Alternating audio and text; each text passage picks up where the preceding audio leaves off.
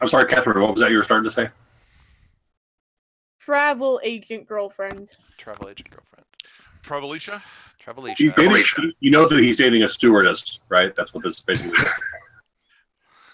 You know, in all of Jason's dreams of dating a stewardess, this is not what he was thinking of. You know, and I have to say, this is a bit of pot and kettle and black. I mean, the only defense that Jason really has is that he came by this all relatively accidentally. With Link, it was intentional. Yeah, but like they're best friends at this point. He's not. There's not a, no matter how much his eyes will gloss over and he'll start to like sniffle a little bit when he says that. Like there's nothing going on. Yeah. They combine often. They actually don't. That was the whole thing. They couldn't combine until fairly recently because they didn't have the right synchronization, because they were emotionally in different places. And now they're emotionally in a much similar place, which is really pissed at Rook. It's amazing how she's brought them together. You should send a nice thank you note, maybe a bouquet, some chocolates. With explosives buried deep within them. Explosive chocolates. Okay. Sorry. So, when we last left our heroes, Link was staying at the Gales in the guest house / carriage house. Jason was apparently making out 6 copies of his will.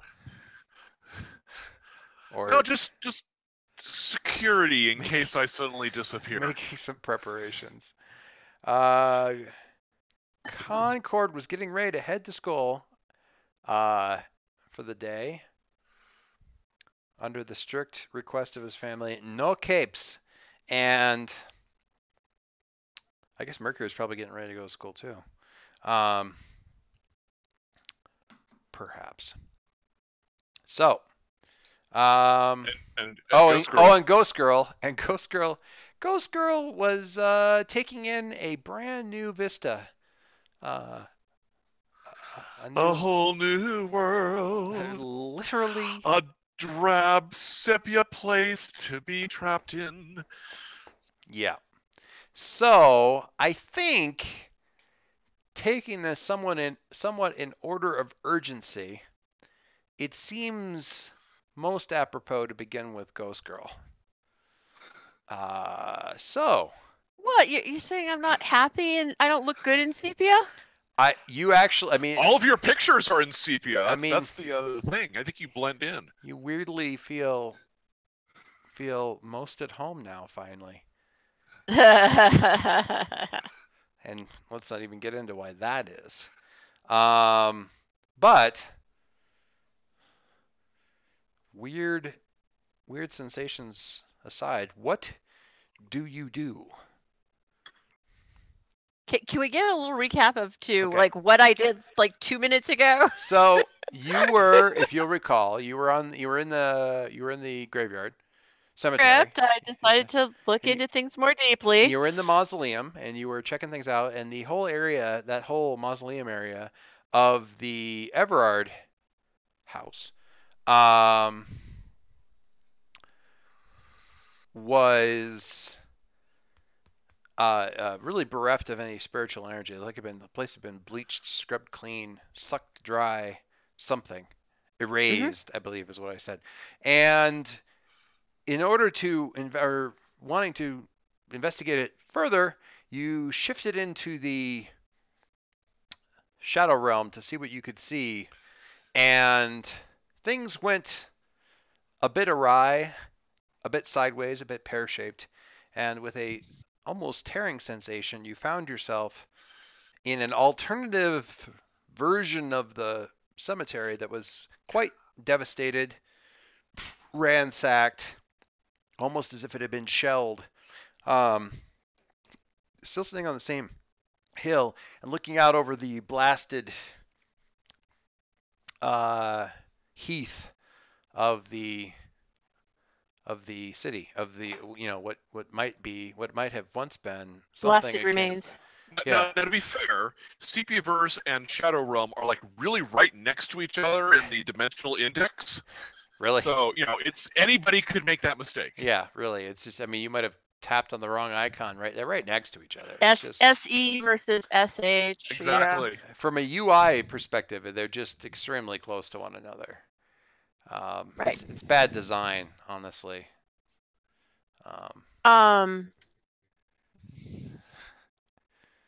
I think the first thing I'm going to do is see if I'm stuck here. Okay. How do you want to determine that specifically? Click your heels together if you had heels. Reverse the process. That seems good. All right. So, I think that's probably going to be a unleash your powers. Joy. Which went so well last time. Dave's account accidentally.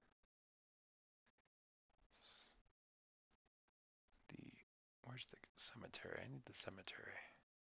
Just slide everybody back over to creepy cemetery. There we go. With or without? Oh, with graffiti. Thanks. Well, I haven't cleaned this one up. I need to periodically clean it up just so you guys can make new stuff. Of course. Cool. We can probably get these guys off. Okay, rolling freak. I'm excited. Do I have something else to do that? Hang on a second. No, you just hit freak, I think. If you have a condition, it will affect it automatically. So.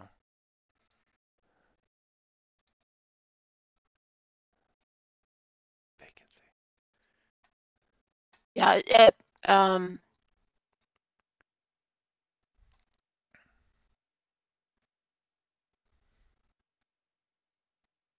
Oh, look at that. That's a pretty good freak roll. Well done, you. Is your freak really a 3? Fine. Girl got her freak. Your freak is a 3? My God. Freak roll. Just don't ask me to directly engage anybody. No, you would be remarkably bad at that right now. Wow. Yeah, you could actually get like a negative number with that. That's Thank you. That's good stuff.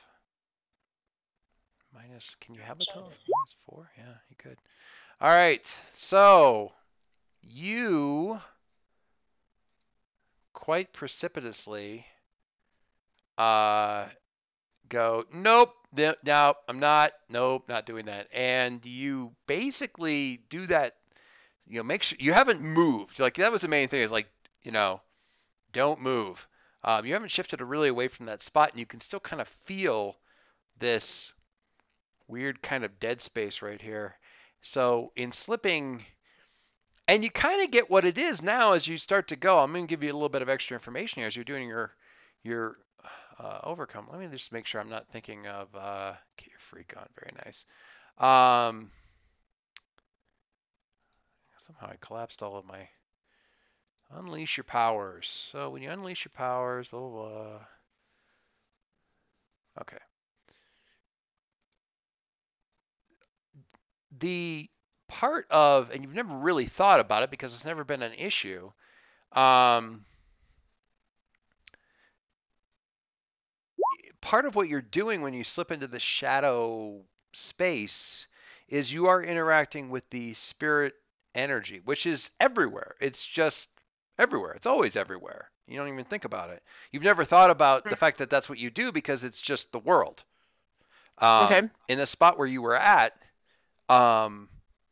you did that same sort of maneuver, but it was kind of like looking at sideways. Yeah, I mean, it was kind of like diving into a pool and there's no water there, and there's always water there. And so when you reached for that space, there was none of that sort of layer to interact with, so you punched through to something else entirely. Okay.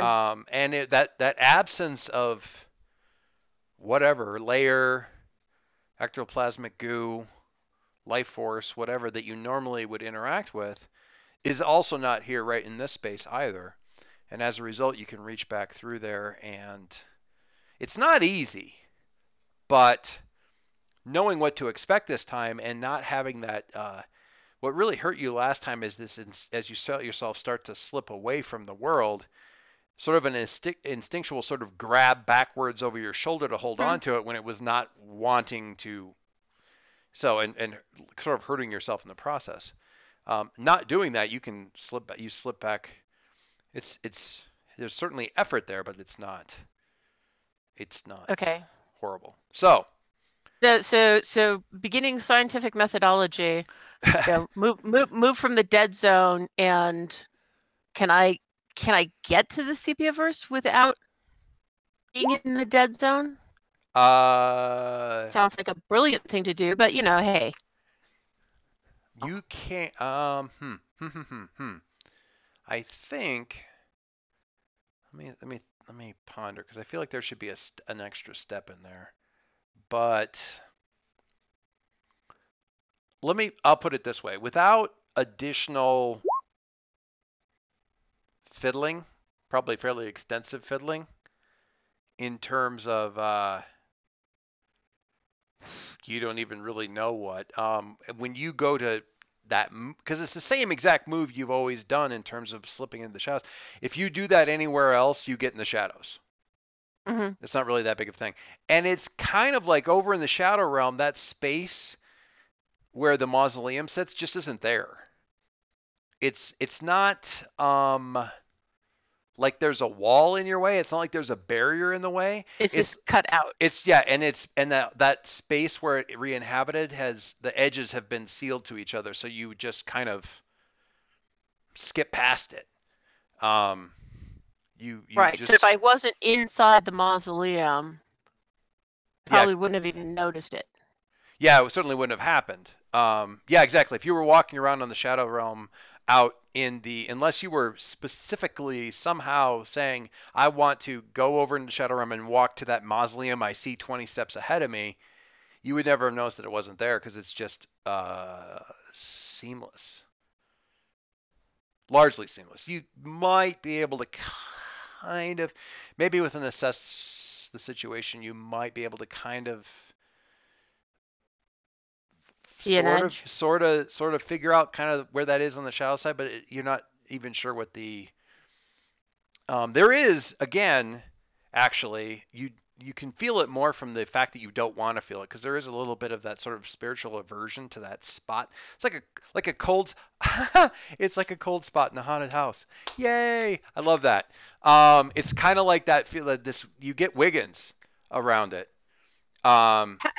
How does that feel in comparison to? Because you were getting a little bit of the Wiggins as you were coming in on the real world, coming towards the thing as well. That compared to sort of the barriers and stuff set up around Creepy Boy Don't Touch Me's house.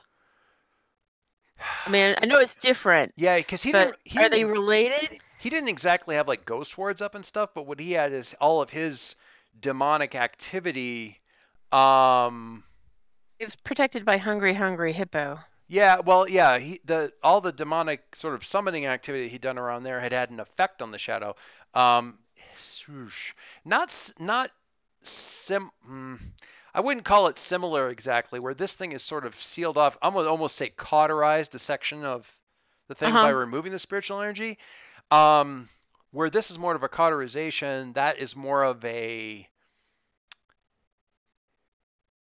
cancer in the sense of a out of control, overgrown kind of thing. Not like a gonna kill you kind of thing, but in the sense that it's here. Let me see if this. Oh, that didn't do what I wanted to do. 1 second. That really didn't do what I wanted it to do. Go back. Come on. Come on. Sorry, I have to wait for the entire thing to reload. Okay, there we go. And you were seeing in the Shadow Realm a lot of stuff that looked like this thing that's about to load up on the picture. Okay. These things. There was a lot of that kind of stuff. Right. Cropping up. In the space, like off the walls, floor, ground, that kind of stuff in that area. And it certainly had an effect on the area, but in a sense, unlike sort of a cauterization, more like a weakening of the membrane because of all the activity. More permeable, more, I don't want to say rotten because it denotes a certain kind of, but that's certainly how, I think it's fair to say rotten just because that's how you would see it. Okay. It was more just overused. It was like shoe leather that was all but falling apart from the constant wear and tear. Okay. And that's more what it was like over at his place. This is a different effect. Right. You'd have to take a look at it a lot more surgically, specifically to get a sense of the width and the breadth of the space, how intentional it might have been, any of that kind of stuff. It could have just been, I mean, who knows? You take somebody with the power of the Magus and you interact with somebody who, by all accounts, is as powerful as Dr. Infinity, and who the hell knows what? I mean, it's lucky the whole damn. I mean, certainly Dr. Infinity has attempted on a number of occasions to lead the entire city out of existence. Certainly, Because who wouldn't? Well, when you're Dr. Infinity and your whole thing is to preserve the timeline, and you have a city of 10 million that sort of habitually fucks with the timeline all the time. Hey, not my fault. Right. No, it's not your fault. But I mean, Halcyon City on Earth is the locus point for much of the disruption in the time stream and the sort of integrity of the time stream in this sort of section of reality. It's just where this kind of stuff tends to happen. So if you're Dr. Infinity, you really want the city to just not be there. That's the easiest thing to do, is cauterize the whole thing. So I mean, honestly, it's astonishing that there isn't more spaces like this. Although, to be fair, maybe there are. You could have just been unconsciously avoiding them up to this point because you kind of don't even want to look at the mausoleum even now. It just has that kind of avoiding kind of energy to it. Got it. Cool. You think about what you're going to do next, and I'm going to skip on to we're going to do Link and Mercury. Your Link, there's a intercom that kind of beep down in the kitchenette. Hey, Leo? Yeah, what's up? You're welcome to come back in here. We're making enough pancakes for a small army. You're welcome to come on in for breakfast before you guys. Harry's heading off to school in about a half an hour. I thought you might want to eat up. Or you can cook out there. It's all good. I don't know how well we stocked it, but I know there's some dried goods out there and stuff. Cans. That sort of thing. Dried cereal.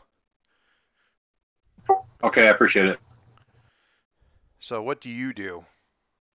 Well, the first thing I'm going to do is the first thing that's on my mind. I'm going to text or message everybody and say, hey, we're trying to do the merge for Numa as soon as possible. When can you all get here? It's also going to occur to me that I think that we established that Ghost Girl can be reached via ritual. I think we were kind of fuzzy on whether we had actually learned the ritual, but I'm going to say that we probably did for calling her. It's part of my shadow thing, yeah. trick. Yeah. Okay. It's So- part of mirror. And realizing that she's not on the text that Leo's sending out, he's going to try to reach her as well via that mechanism. Yeah. I don't know. I mean, there's she may or we're a little dodgy on whether or not how reliable the quill phone is around her. So it's kind of up to Margie to decide whether or not she's going to get the text. But if he does the whispering into the shadow thing, you'll certainly catch that. You're at the right place to have gotten that because it's barely dawn as you're kind of coming back to this world. Yeah, So. and basically the way it's written is that because it's callable, it means that you can basically call my name in the shadow, facing into the shadows to make me aware of you. So Link, when you do that, do you say basically the same thing, or do you say something? I need to talk to you? Do you say, hey, we're going to do something at the Quill Foundation in a little bit? I would appreciate your presence, or? Basically, yeah. It's like, we're going to do this thing. Please let me know when you're free. As soon as possible will be great. And if I don't have a phone number for her, I'll realize that and be like, yeah, we got to solve that too. I think she's got sort of a currently unassigned like Q phone that was like in like the office pool at the Quill Foundation. Like Jason. Okay, so we will sort this issue out once and for all. Is what I'm saying. Yes, indeed. But one way or the other, Ghost Girl will have gotten the text and also gotten the strong impression from Link that something is happening with Numa. He wants you there for it, and it's at the Quill Foundation. Right. Or it will be soonish. Right. Having done that, Link, what do you do? I guess I'll let Numa know that we're getting together as soon as possible. I'll tell her that we're going to figure out a schedule. I need to go eat. I need to go to school. Until that time, I'll be in touch. Okay. Like whatever you need, care of. Or if she's coming with me, like that's great too. Do you want me to head to the Quill Foundation or wait here? Because I can do either. I'm fine going over there. I can have a conversation with my. I hate to say doppelganger. That sounds so negative. My other self. You had a really Bill, you had a really good phrase for that. What was the? Somebody had a really good phrase for that other version of her, but it doesn't matter. The English word cognate is there you go. Connected or related, and it's wonderfully vague. Which makes it perfect for our purposes. So yeah, I'll go talk to I was interested in talking to my cognate anyway and sort of discussing this. I also, if we need, before we do that, I want to make sure that we get a copy of whatever it is that was put in there so we can examine it.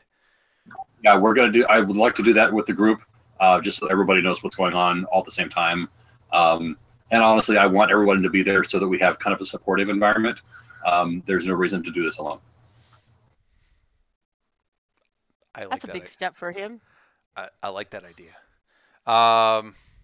Yes. All right. I will go there then. If you can drop me off maybe on the way to school. Will do. All right. Do you go have breakfast with the Gales or no?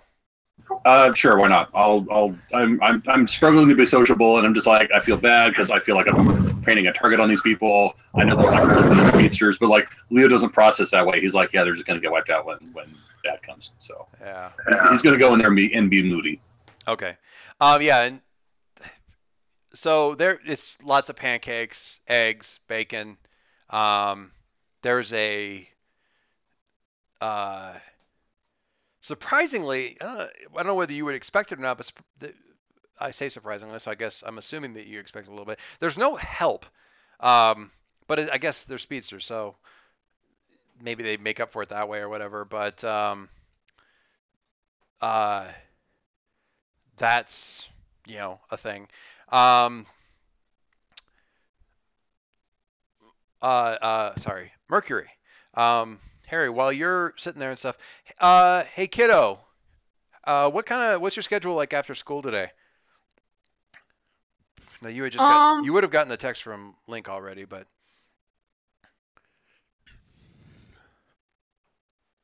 that I'm going to be heading over to Quill Foundation to talk about all that happened last night and kind of help his friends up and running again. Right. Team business. Got it. Hey, so I was thinking I've actually got some friends that might be able to kind of help us out with some of the stuff's going on here. They'd really like to, I mean, I can tell them everything sort of third hand, second hand, but I guess it'd be really great if you could. So when it looks like you've got a window there, maybe suit up and let me know, and we'll go talk to a couple people if that's cool. Is that cool? Yeah. Okay. Great. No pressure. It's not a big deal. Just thought trying to help out, bud. Pressure right now. What's that? Say it again. Pressure right now. Whenever any of the adults start talking, I get very concerned. Well, then it's a masks game. So, okay. It's like a teacher holding a pile of papers that look to be quiz. Yep. This is not a quiz, but it is worth 25 points, and we are going to take it right now without any preparation. I don't want to call it a pop quiz. That's negative, but we are taking it right now, and I didn't tell you ahead of time. And I'm going to grade it in red pen. Red pen is one of the most stressful things. All right, so you guys aren't going to the same high school. It doesn't really matter so much. Concord, you got a text message from Link while you were on the bus. Do you want let me back up. Do you want your mom to drop you off at school today, or do you want to take the bus? Normally, I feel like they're the parents who would take him to school. Today, yeah. Well, she says that they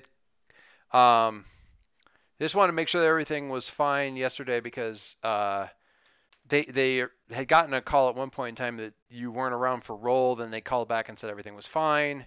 So they just want to check in there and make sure everything's fine. So you drop off your sister first at was she 6? You said 6?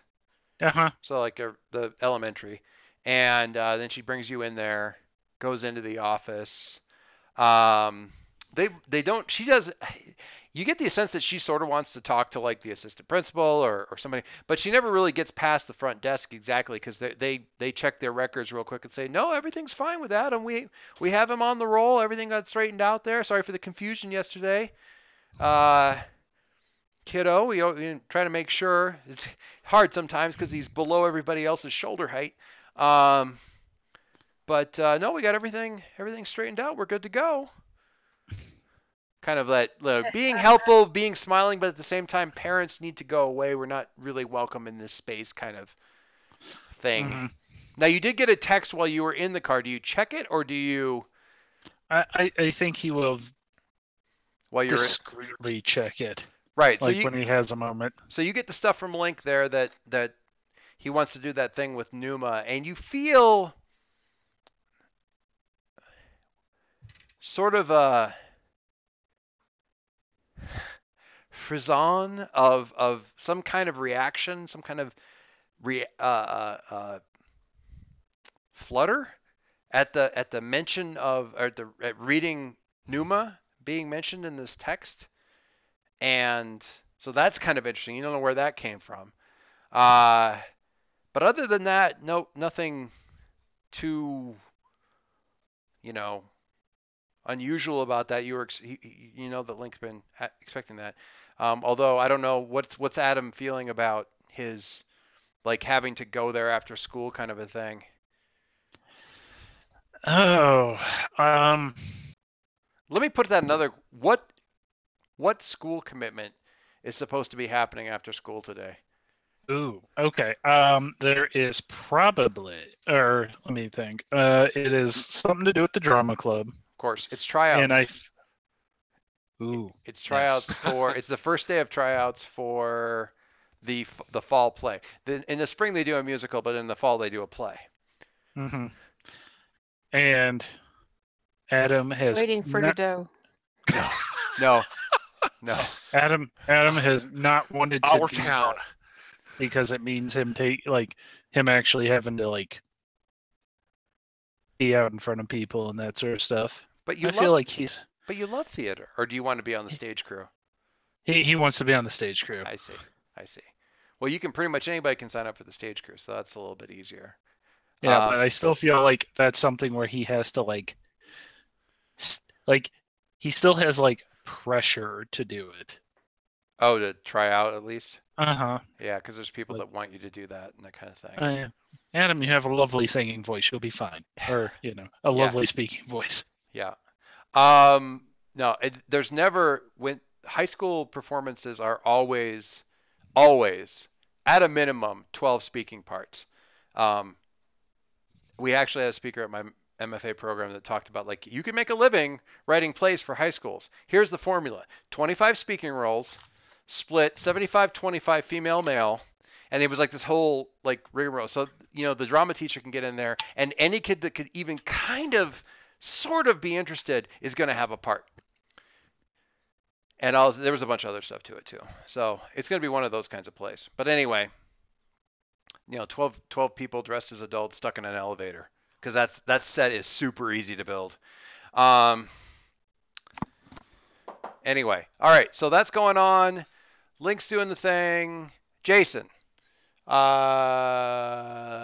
have sent but not sent off stuff on a timer. It is coming up on time to head to. I came up with a name finally. Gardner Academy. That's the private school that you and Harry go to. I will correct the wiki. Gardner as in fox, not Gardner as in guy. Right. Just yeah. No, I figured. I have some standards. Also, that would be amazing. Like, don't screw with their football team, for example. That's the most like blue collar private academy. And then the Halcyon High is actually like Halcyon High South. There's a South, Central, North, Southwest. Finally, they just ran up because there's like 10 million. It's a big city. Finally, they just started doing like locations because they ran out of like compass points and Central and stuff. Once they went to Central, everything just kind of broke down. Now it's like Halcyon High Ridgeline and all that kind of stuff. Anyway. So you're saying with Halcyon City South, there's like 3 more schools further south, so the name doesn't even make sense now? That's exactly what I'm saying. Uh-huh. That is exactly what I'm saying. And those are actually named like by neighborhood or by suburb or something like that. But yeah, Halcyon High South is actually still fairly centrally located in the city. Anyway, so yeah, exactly that. You guys, Gardner Academy. So Jason was actually planning on calling in sick today because he wants to call Agent Waters about about the video as soon as possible, or arrange to meet with him or something. And do you want to just cut to you guys meeting? Because we can do that. Sure. Okay. Yeah. Why don't we do that? All right. I send him a text saying, "Hey, swing on by the Quill Foundation. I'd like to talk about that multimedia experience." Okay. So he rolls in probably an hour later. Probably takes him that long to kind of get his things where he can disappear for a little bit and come back in there. He comes back in. He is wearing his normal outfit, except instead of the tie, he's wearing like a sweater vest.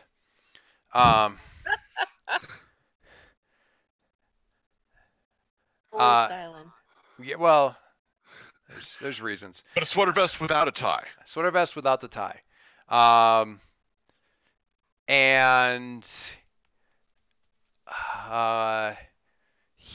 so you go in there and you probably meet him out in like one of the sort of the more public areas of the thing, and he says, "We need to go further in." Yeah, no, that's cool. Hey, Dad, have you had breakfast? Living quarters. Living quarters would be perfect. Yes, I'd love a cup of coffee. Some of what he says there is sort of muttered under his breath, like he's doing the math on how far in that is. Like how so yeah, he get you in there. So yeah, you guys you're getting a little bit of breakfast. He's having a cup of coffee. I fix some coffee with our special Keurig coffee. Oh, God. God damn it. Jesus Christ. You know, I feel a lot less bad about that Q sequence that I laid on you in that AI conversation now.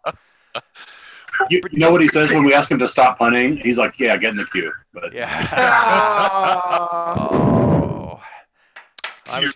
I was probably most proud of the power or the power pony sequence. That was the one where that one was pretty good. My daughter was listening to it and she started nodding along, going, "Yes, yes."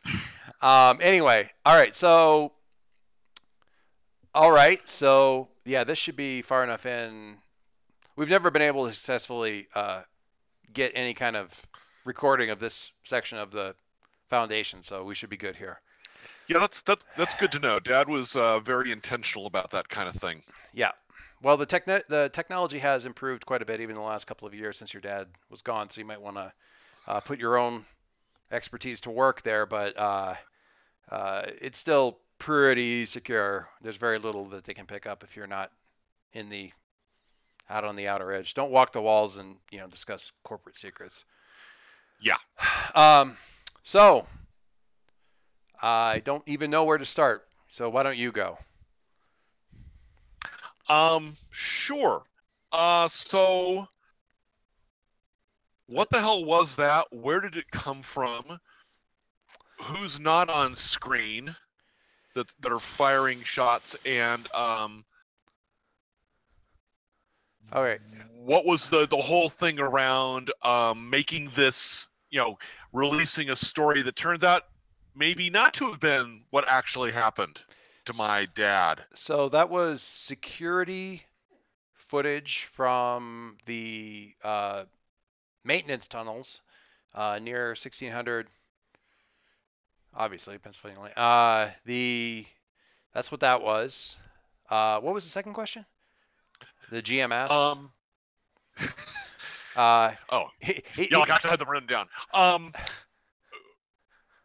That's what the security footage was. Who was off screen? We don't know. We do not know who that was off screen. We were never able to find out what exactly was going on there or what the device did. The device is gone, so we can't study it. We can't get any of our scientists on it.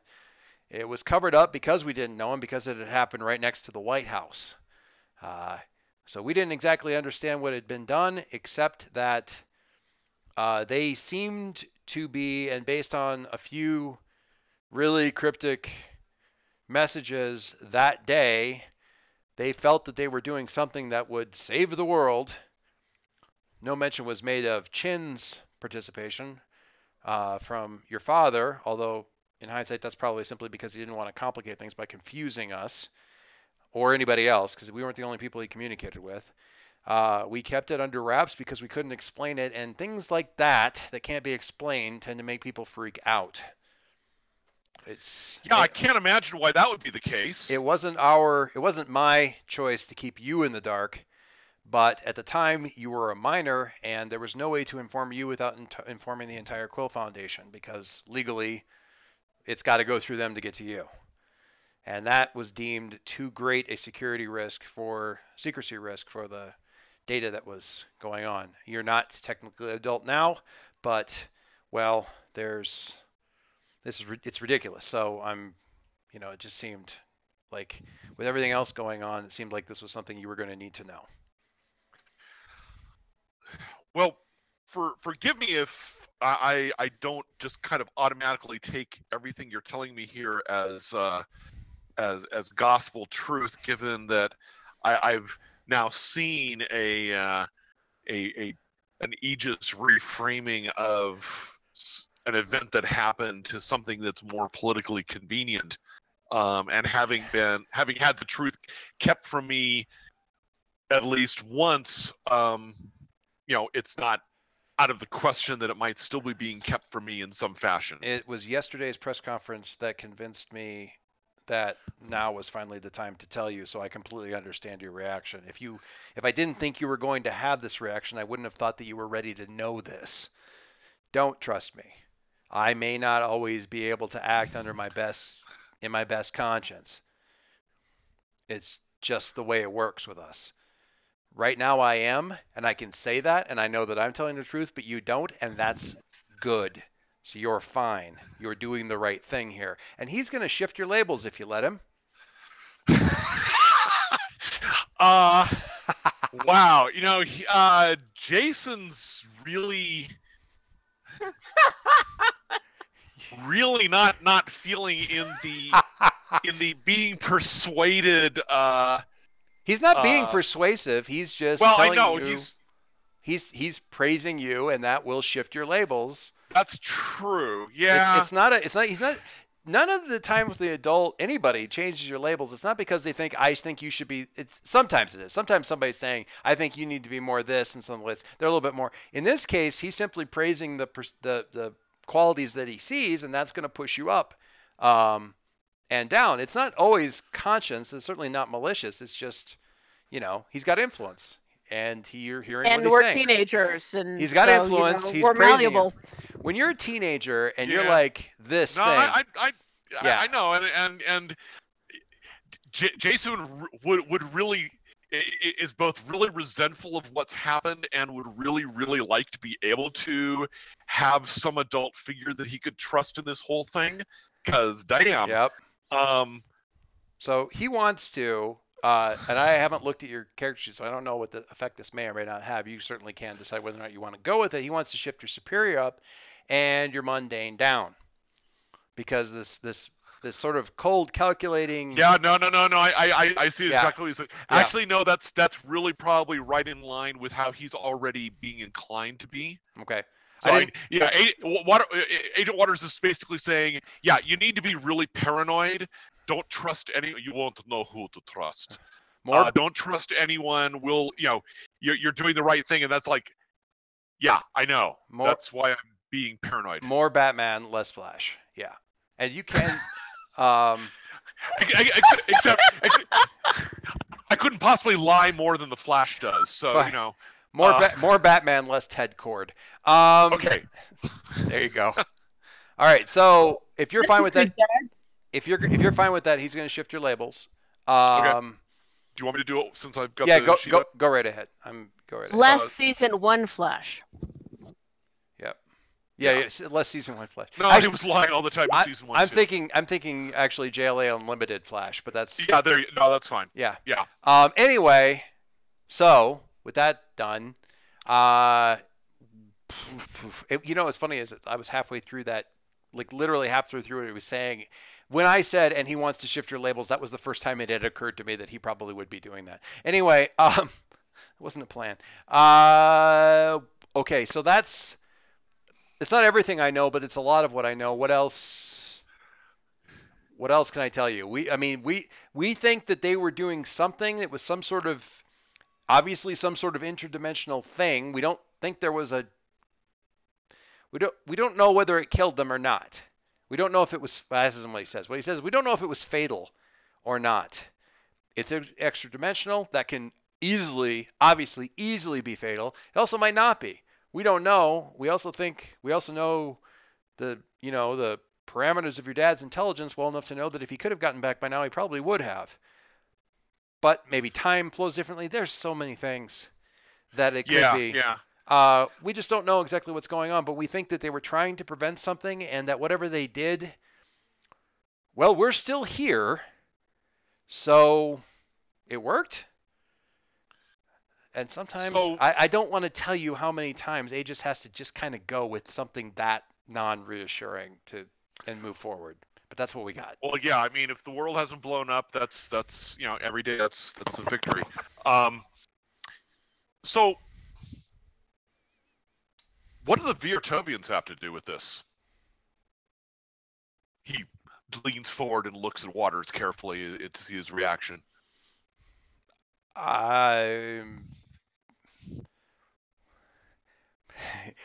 He starts to go, I'm sorry, what now? And he kind of smiles. He actually kind of quirks a grin, and he's like, well, damn, you're a bit more on the ball than I expected. We raise an eyebrow. We aren't sure, but we have been able to nail down the fact that Viertovia as it exists today did not exist before that day. So equal and opposite reaction. I'm simplifying crap that had to be simplified for me in terms of theories and explanations.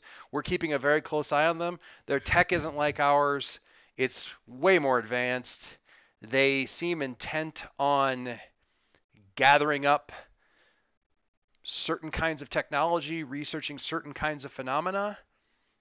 All we know is that they're here now. Your dad's not. They're here now, and we're missing. And he says this name of what is apparently a place name that you've never. I mean, and they're hard to keep track of because they do literally move. It's not that nobody knows where the island is. The island moves. It apparently can just move around the ocean. No word on whether or not it can actually fly, but we know that it's mobile, which is a fair thing to do for 300 kilometers across. But yeah, it's here now, and he says its name, and it isn't here anymore. So, and we don't really know anything about that because all of what we used to know about that is now gone. So the way that you're phrasing this, I get the impression that I don't recognize or even kind of retain what that name is, just that there was something named there. Yes, he says that. Hang on, I gotta look for it. I gotta pull up a thing here real quick.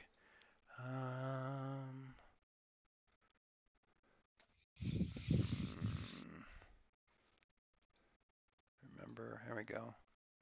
There we go. Yeah, he says that once upon a time, apparently, and once upon a time being a couple years ago, there used to be a island up in the North Sea, not very far from Great Britain, called Iceland, and you're just. And he actually has to check like a note card to say it. It's kind of hard to remember, but you can try if you want to. There's a move up on the screen if you want to. Oh, there. When you push yourself to remember reality, no longer. Gee, amazing that move just happens to be so conveniently on the screen. Yeah. When you push yourself to remember reality, market condition roll. Market condition and roll freak. Jason, you might not be entirely open to this idea of market condition right now and roll freak, but anyway. Oh, I'm ready to be angry about everything. You know, he's feeling a bundle of anger. You remember something? Oh, wait a second. Hang on just a second. You don't need to right now. In fact, I know. In fact, go ahead. Well, you ponder this, and I'm going to loop back to you because you're skipping school, and I want to get through the people that are at school real quick. Sure. Real quickly, Margie, how do you spend the rest of the day? Like, what do you do? Because the thing was further gathering of information indicates that this is going to happen after the boys are out of school, so you have some time.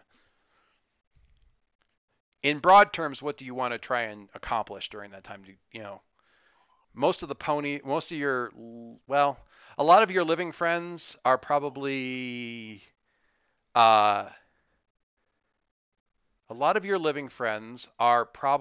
at school or at work. Some of them may be retired. I don't remember if there's some older ones there. You could certainly talk with your dead friends. You could do some more research at the library, any of that kind of stuff.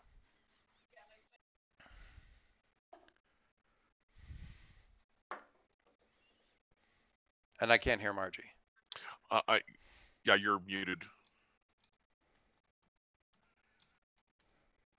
Sorry about that. No worries.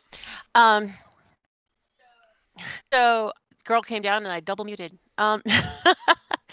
So yeah, I was thinking about the library, but I was also wondering, was I able to identify, graves from any other, I'll say neighbors, so a little bit broader than what I was looking for before, in the cemetery? In terms of neighbors, like your family's neighbors? Yeah, I'm just trying to get some more gossip on what they said happened at the time. Old Grim. There was another family name that you back that up. There was a nickname that your dad used that had to do with one of the other paterfamilia in the in your dad's circle of friends. That was a guy by the name of, we're going to say Thaddeus Letson, Letson. Okay. Let the record keeper record that. But they weren't interred. The Letson family was not interred here, although you did find evidence that the family did survive. Descendants did survive up until, as near as you can tell, the present day. There's a list of, descendants and stuff like that. It's a lot more complicated, but you can find there was some mention of that, and there's certainly Letsons in the phone book. Whether or not they're the right Letson family or anything like that, they're certainly in the areas, and probably cross-referencing that against a birth record, county records, that kind of thing. You could maybe start to track down like which one might be your guy. Okay. So yeah, Thaddeus Letson was the father of the family back in the day. Okay. So I'll do some research on that, and just the additional stuff if I can find anything more about Okay. the death of the other family. Of the other family, the one that had the mausoleum. Yeah, Mr. The Everard? Whose name Everard. Thank Everard. you. Yeah. Yeah. Like I said, they pretty much died out. Although there's lots of Everards, as evidenced Right, by but what I'm more Go ahead. The like obituaries or something that would indicate how they died. Right. Okay. Why don't you give me you can roll. It's a superior roll, but roll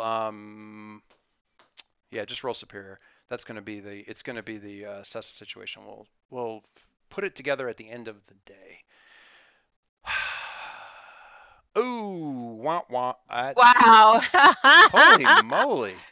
Oh dear. That is. Oh dear. Mark in advance. All right, we'll get. I will definitely be getting back to you. Okay. Thank you. All right. So,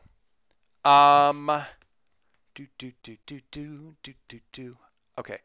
So, Link and Concord. Concord, you are daydreaming a lot. It's very, very difficult to sort of concentrate in class the first half of the day. Did you mention the tryouts this afternoon to your mom, that you might be home late, or? Yeah, I don't think that's something he would have mentioned keep to her? From her. Okay. No, would have kept from her. All right, so you can ride the late bus home then? Mm-hmm. Okay. All right. You don't need to do anything else? Not that I know of yet.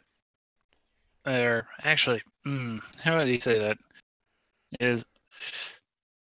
Actually, that'd be like, I might need to hang out with friends afterwards. She gets her mouth, her lips kind of pressed together. She's not thrilled with that idea, but just let us know what's going on. I want to make sure that we all know where things are with that before anything happens. All right? Just want to keep everyone in the loop, I guess they say. Okay. So, but yeah, a lot of daydreaming, a lot of, you sit around and sort of make up little stories about everybody else in the room, kind of thing, like why they're wearing those shoes, that kind of stuff. It's like that, except you're sort of daydreaming about what's bothering each person, or what they're thinking about, or what their personal drama is, what you could do about it. And it's really getting to be quite distracting by the time you get to like roughly third period. You got like about an hour left before lunch. It's just, I mean, you've missed a couple of questions from the teacher, and they've got different stuff going on. The teachers are, they're, one of them is angry about some fight that they had this morning with their girlfriend. Another one's depressed about some bad medical news with their family. And so that's it isn't just the kids or anything like that. You're kind of you start to realize that it's not a daydream. You're getting this. You're like picking this stuff up, which is like, oh great, I'm telepathic now. Awesome. Except it doesn't quite feel like that. You're not getting thoughts. You're getting something. Oh boy. What did you do? You could probably limp through until you get to lunch or something like that if you. Yeah, I think he's just going to try to soldier on through that until he has some time in order to. I want you to. Okay, I want you to roll freak to overcome an obstacle. I know you're terrible at everything right now. Oh no, that's the one thing I can do. Is that the one thing? That's awesome. It's the one thing I love can that. do. Ha ha! And I have a positive number in it. What? Okay. A 7 Ha-ha. barely manages to eke out a success.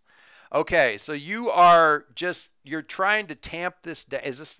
Am I heading in the right direction? You're trying to tamp this down and just keep as much. Oh yeah, he is just trying to keep his head on a swivel right now. It's just like keep it all together. Keep it all together. This is more of a leash your powers move, is what I'm hearing. Yeah, you're just kind of keeping control of it, and because it doesn't want to be, and so it's about halfway through. You're going through social studies, and you're about halfway through, and you're trying to tamp this down so you're not paying attention to it, and you actually hear in your head, "What are you doing? Why are you denying your powers? Why are you denying your gifts? Why are you not doing the good work?" And we'll just skip to lunch. That's a new wrinkle. So, Link, you see Adam walk into the lunchroom. Adam, how do you look? This has been a half an hour after that. A bit pale, a bit frazzled, and probably like just sort of staring off into the distance. Link, so normal for a kid who just got to lunch, period. Yeah. But hang on just one second.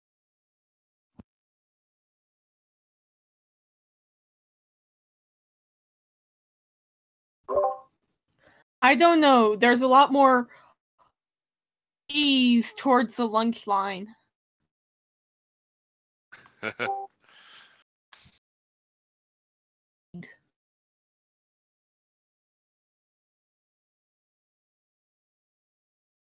Sorry, I had to get people headed in the general direction of bed. Okay, so Link. Well, I didn't hear what Link. What do you do? Well, if Adam's looking down, I'll go over there and try to talk to him and cheer him up. All right. But first, I'll try to figure out what's bothering him, because he seems he's normally, I don't want to say necessarily chipper, but he's got more energy than this ordinarily. Pleasantly calm, yeah. Okay, so what's that sound like? What do you you snag him out of the? Do you just motion him over after he gets his food, or do you go and talk to him right then, or? I'll go line up with him when he's going in to get food, and that'll be basically a few minutes of casual conversation of just stupid, mundane, how's your classes kind of thing, followed hopefully by Pierce Mask. Oh, okay. Ooh, I like that. Let's hear it. Yeah, it's question. Question. Are you listening to me? What's the byproduct of a uranium transition? Cool. Yeah. Adamo some fries, I think. Okay. So, well, no, you haven't said this is weird yet. Not yet, but that's coming. That's coming.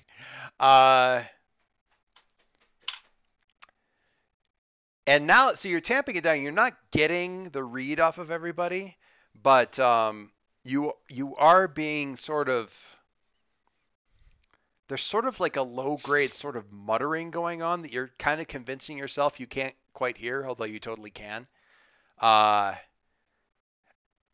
just, it's not, muttering is the wrong word, castigation. You know, rejecting your responsibility, you know, failing this world and this city, that sort of stuff, kind of whispering down below the thing, you know, pretending You to have failed this city. pretending to be, you know, something lesser, to have lesser weight upon your shoulders, that kind of stuff. And yeah, Link, you totally pierce the mask. Go ahead, please.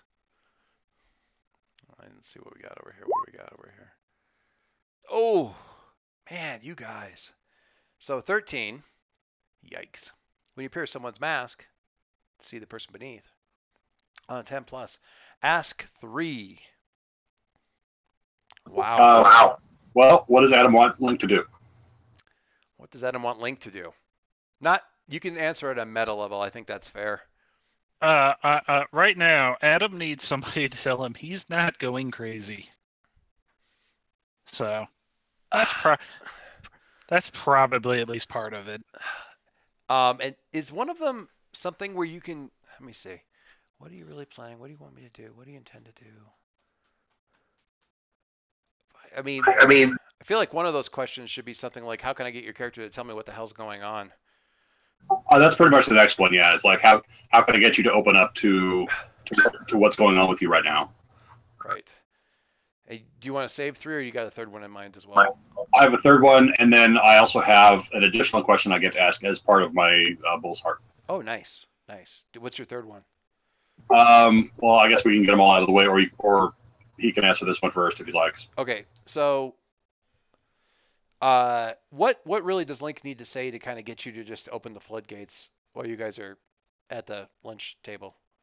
I don't think it's much about what he needs to say. It's more of like where he's at the moment. So as a player, then I can suggest that if Leo's going to be talking about anything, he's going to mention doing Numa's merge and inspecting the contents of her mind, and we found an anomaly. And if that triggers something in Adam, that sounds logical to me. The voice says, yes, we should meet with the clean one. We should examine that one further. That one is a fine template. Goddamn, hands off my girl. Yeah, and probably at that, Adam's just gonna like shake his head really badly. It's just like, you know, just like, ugh. What, Numa? Yeah. We need to talk to her. You're kind of distracted, dude. What's going on? Is your parents? That's part of it. I just got a lot on my mind right now. Well, like what? I mean, I literally have a machine that inspects that, so I'm not gonna plug you into it. But like, this is kind of what I'm doing right now. So lay it on me. What do you got? And Adam's just gonna like look back and forth for a moment, and he's just gonna be like, I just think everything's like, I don't know. Ever since like the other day, things have been like really. I'm trying to think of what the right word for him to say here is, but basically, like, I'm pointedly looking at your supply of fries. Going, come on. Yeah, it's just like it's been really loud. Oh, that's and he kind of just says it with an emphasis where, you know, he's like trying to talk about his powers without talking about his powers. I was already reaching for the fry. I'll pull back. What do you mean loud? That's a new description. And he's and he's just probably just going to like Adam's just gonna like, you know, we'll have that little scene where he just like looks at people and it's just like his dad yelled at him last night and he's really upset about it. That and you just rattle down through a bunch of the different yeah, and he's just like, and that's when he like turns back. He's like, I saw colors before. This isn't that. I mean, you're getting that too, but you're getting a lot more interpretation off of it. Oh yeah, no, that you know. It's like all the colors are full of data now. Mm-hmm.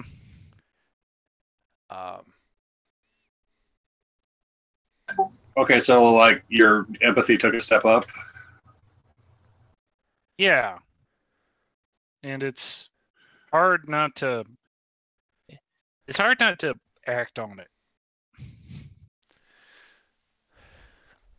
Like if you're not feeling like this sounds mundane, but this is legit. Like if you're not feeling well for whatever reason, like you can go to the nurse's office, you can go home, you can just like give them some BS excuse, but like you got to take time for yourself, man. You can't, don't feel like you got to do what these people tell you if you need to take some time off to stay healthy.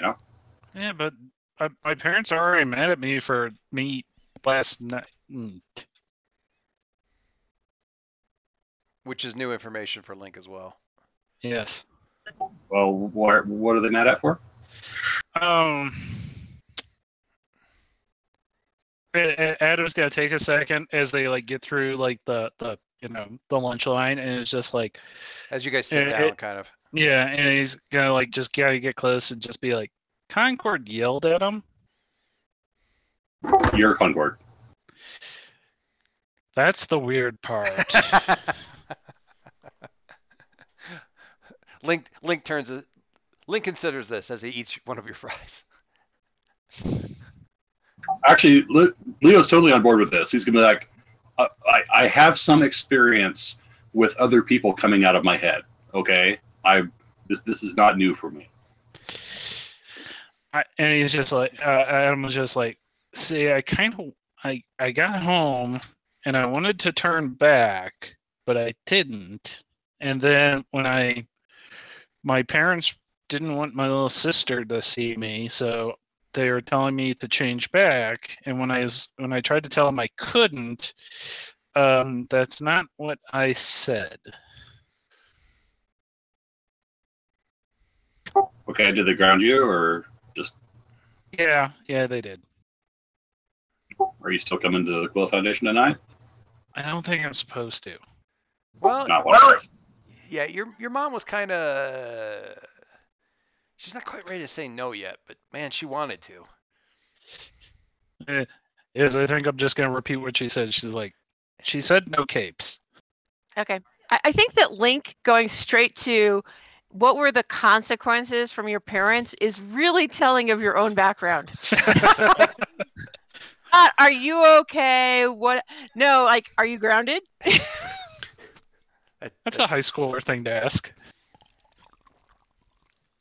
Only when you expect to be grounded. It's a. Well, he's got an order of events here. So yeah. Well, okay. So wait. Part of this was how do you get him to open up? What was the first question? What does he need Leo to do? And Leo did the thing that he needed to do. Right. So the third one is how can I get influence over you, which is my stock and trade question. Comfort and support. Make me feel better.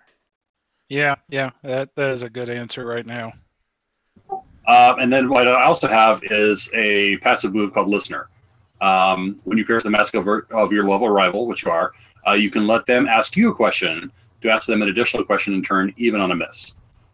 So basically, you can ask any question of Leo that you like, and then Leo gets one extra question to you. Oh. Is it just a wide open question, or is it one off the list? It's wide open. Oh, wow. Okay. What do you intend to do with this info? Leo's primary goal is always to help and support his friends. So Leo wants to make Adam feel better. I'm just here for you, man. Help you out. And I think you have to. How does the comfort and support work? And like if Adam's empathy is jacked up, he will be able to tell that this is the case. Yeah, he I feel like that's something he can definitely read off of him. The compassion is strong with Leo at the moment. Right. Right. He's got a lot of worries too. He's got a lot of stuff going on in the background. He's worried about Numa at like 5 different layers, and that kind of thing. But you can actually almost see him pushing that back far enough that this can be the thing that's in front, sort of consciously. So he's got a lot. He's obviously got a lot on his mind, but that's definitely a big part of it. Do you think that what he just said, is I'm just here to, help you out, man, whatever you need, is that enough for a comfort and support, knowing that he's got your back? I think so. Okay. So why don't Link, why don't you roll me the mundane.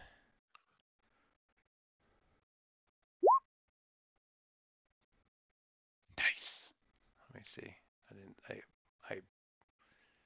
My whole browser went a little nice. Full hit. Very good. Does he open up, or is Yeah. this what he did? Well, so I'd like so when you hear Link, like, man, whatever you need me to do, whatever you need me to help you with, I'm there for you, that kind of a thing. What's your kind of response there that opens up more than you already have? I'm asking this partly because I know there's one thing that you haven't told him yet. Yes, and I think it's now time when he starts talking about it. It's just like, after Leo's like, I'm here for you. He's like, Leo, hey, hey, you said like you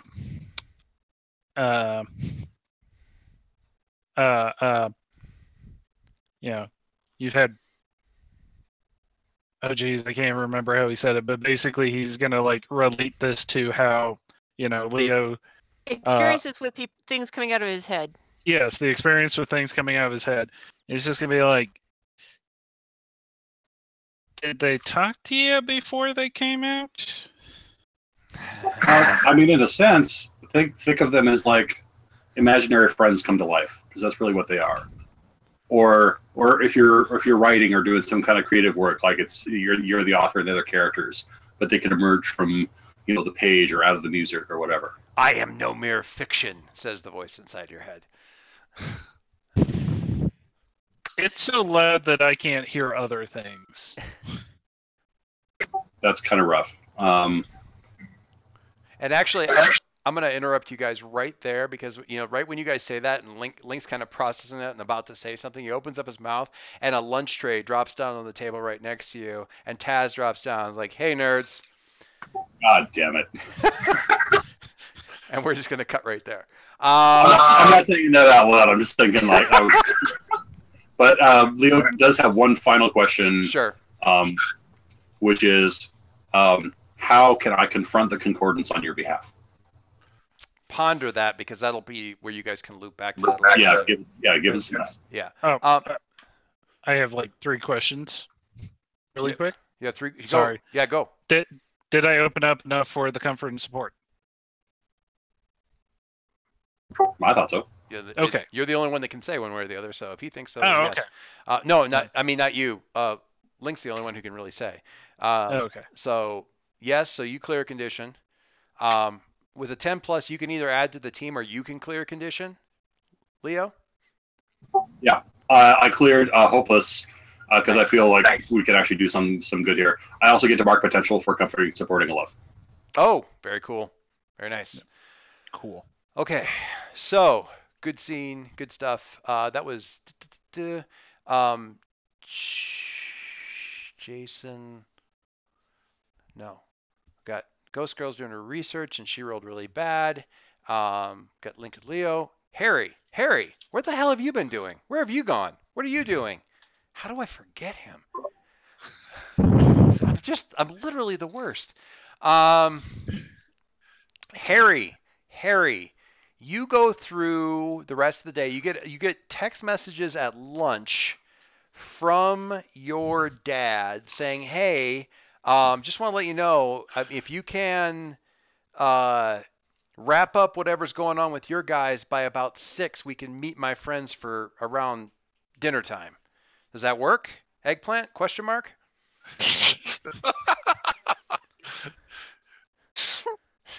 My nephew now has gotten to the point where he recognizes which NPC it is, but it's like, oh, it's the eggplant guy, he says. Yeah. Yeah. Love it. So, Harry. Yeah. Am I allowed to bring someone with me to the meeting full of adults? So, do you ask him that? Well, is it going to be at our house? At the Gale house? He didn't give you that impression earlier. You guys are going to go, like, suit up and go somewhere to meet up. If you ask him, so let's say you ask him, because this'll be amusing. So you know how, like, you can see when somebody's typing, like the little 3 dots? Oh. Okay. Yeah. For the next 2 class sessions after lunch. Type. No dots. Type. No dots. Hang on one second. When it finally comes through, is it just eggplant?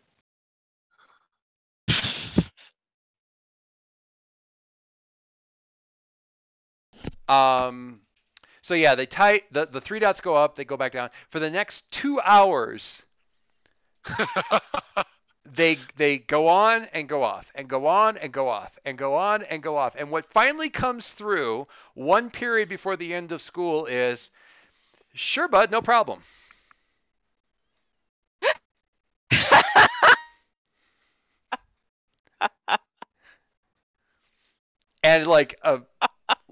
And like your mom, and this is the interesting thing, your mom's backwards smiley face. No eggplants.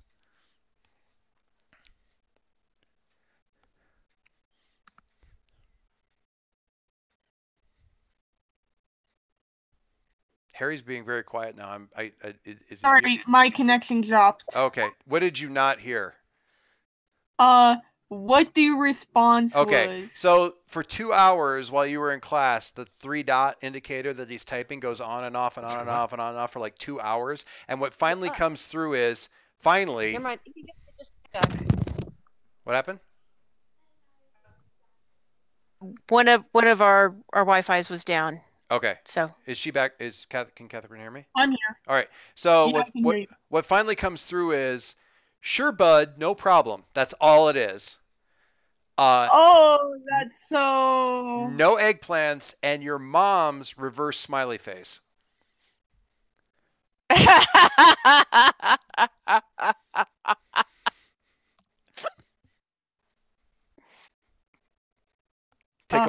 Now take a powerful blow. No, I'm kidding.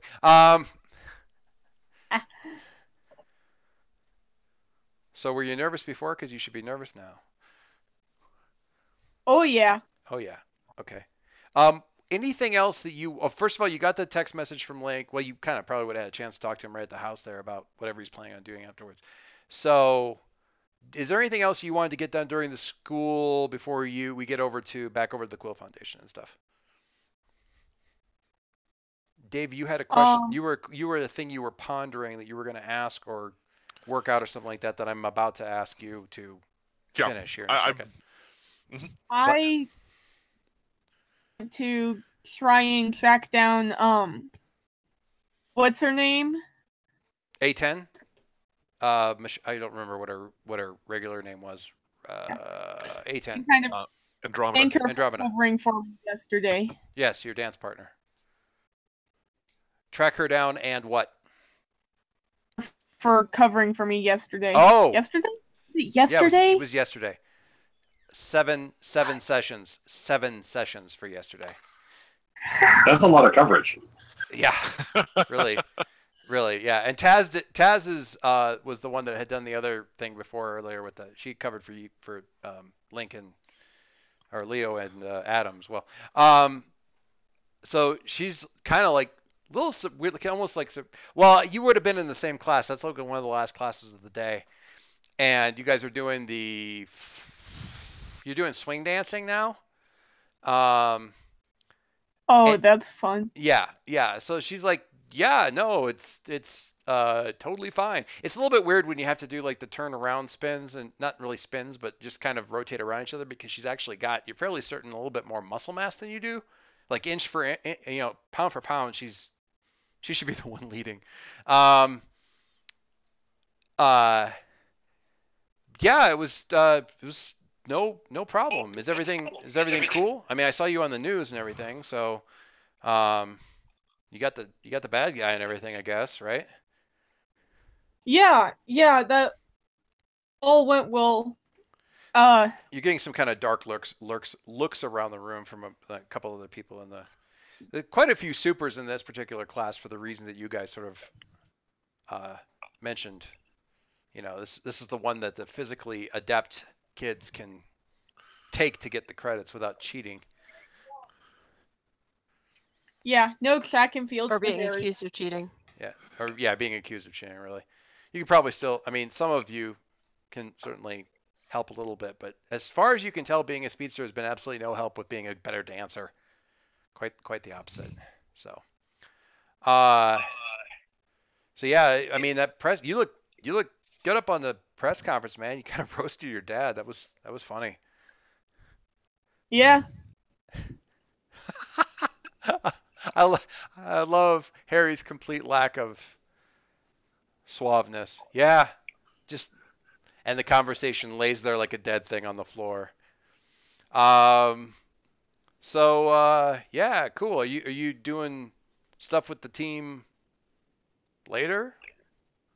Yeah, we're gonna be helping one of kind of get back on their feet. Huh. Yeah, I mean, I noticed like one of them, like that one ghost girl wasn't there, and the smaller Concord guy he disappeared. Yeah, I mean, it looked pretty rough. You guys must have had a real rough fight with that power armor guy. Yeah. Uh-huh. Just literal worst liar ever. For everyone. Well, I mean, that's cool. And today Harry wins the Captain Oblivious Award. Yeah. So yeah, I mean, that's cool. No, if you got something going on after school, that's cool. That's cool. You should do that. I've got I've got like a team thing I gotta go do too. So. Harry, maybe you could invite her to go over to Dad's thing. Oh, what a fantastically. No, then Dad will be asking about my quote-unquote girlfriend. Yes, indeed. That would be awesome. No. Perfect. Get him thinking about something else. I don't need that. I can handle this. This new development.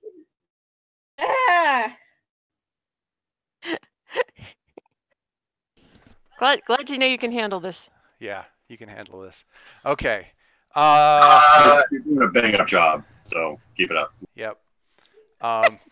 You're paid to say that. You had a social interaction. I didn't make you take a powerful blow. You're really doing better than a lot of people do in this game. Okay. And it was with a real live female. Real life actual person. Oh my god, a real live girl. Not having to create mine out of robot parts or AI systems. She did get he does have you there. Is that's fair. That's fair. Okay. So with that, unless somebody shouts real loud, I'm going to okay, so we'll jump to Jason because he's got the last thing we got to wrap up before the rest of the day passes. So, what are you doing? Yeah, Jason's going to go all in on this because actually he's got a shit ton of research powers accessible to him. But I think he's going to go ahead and try that move. Where did I put the move? I don't know. I can't remember. I forgot that was the cool Jason. It was on a different screen. Was it on a different one? Where was It's on the graveyard. Yeah. Cemetery? Mm-hmm. Might have been the cemetery. There we go. Yeah, that's not at all troublesome that it's in the cemetery with the giant With the fungal thing. giant spiritual cancer growth. Yeah. Oh my God! What we have here is a failure to react. Ghoul and Luke. Failure to reanimate. Okay, sorry. So yeah, I'm gonna go ahead and remember a world with Iceland. Okay. All right. So you're taking angry. Is that right? And then rolling freak. You broke up. I can't Oop. hear you right now. I can, but it was really weird because Dave just spoke, and it took like several noticeable seconds before I heard him in the headset. I didn't hear him at all. Yeah. I'm getting him a little bit now.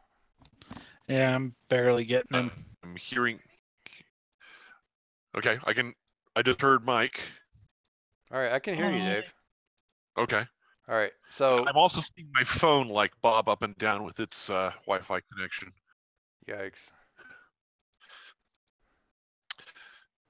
Reacquiring connection. Okay, I'm back.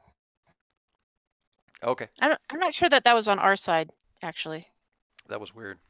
Can you hear me now? I can hear you now. Can you hear us? Okay. Yes, Mhm. I can hear you now. I also went down, so it may have been on our side. Yeah. Okay. So, Dave, you were going to take angry. Was that right? Yeah, I'll go ahead and take angry because that completes my set, and Oh, God. that should make Trebleisha happy because that was her suggestion. Let me You should get angry about all of this. Let me look at. I want to see if I want you to. Let me just think. Yeah.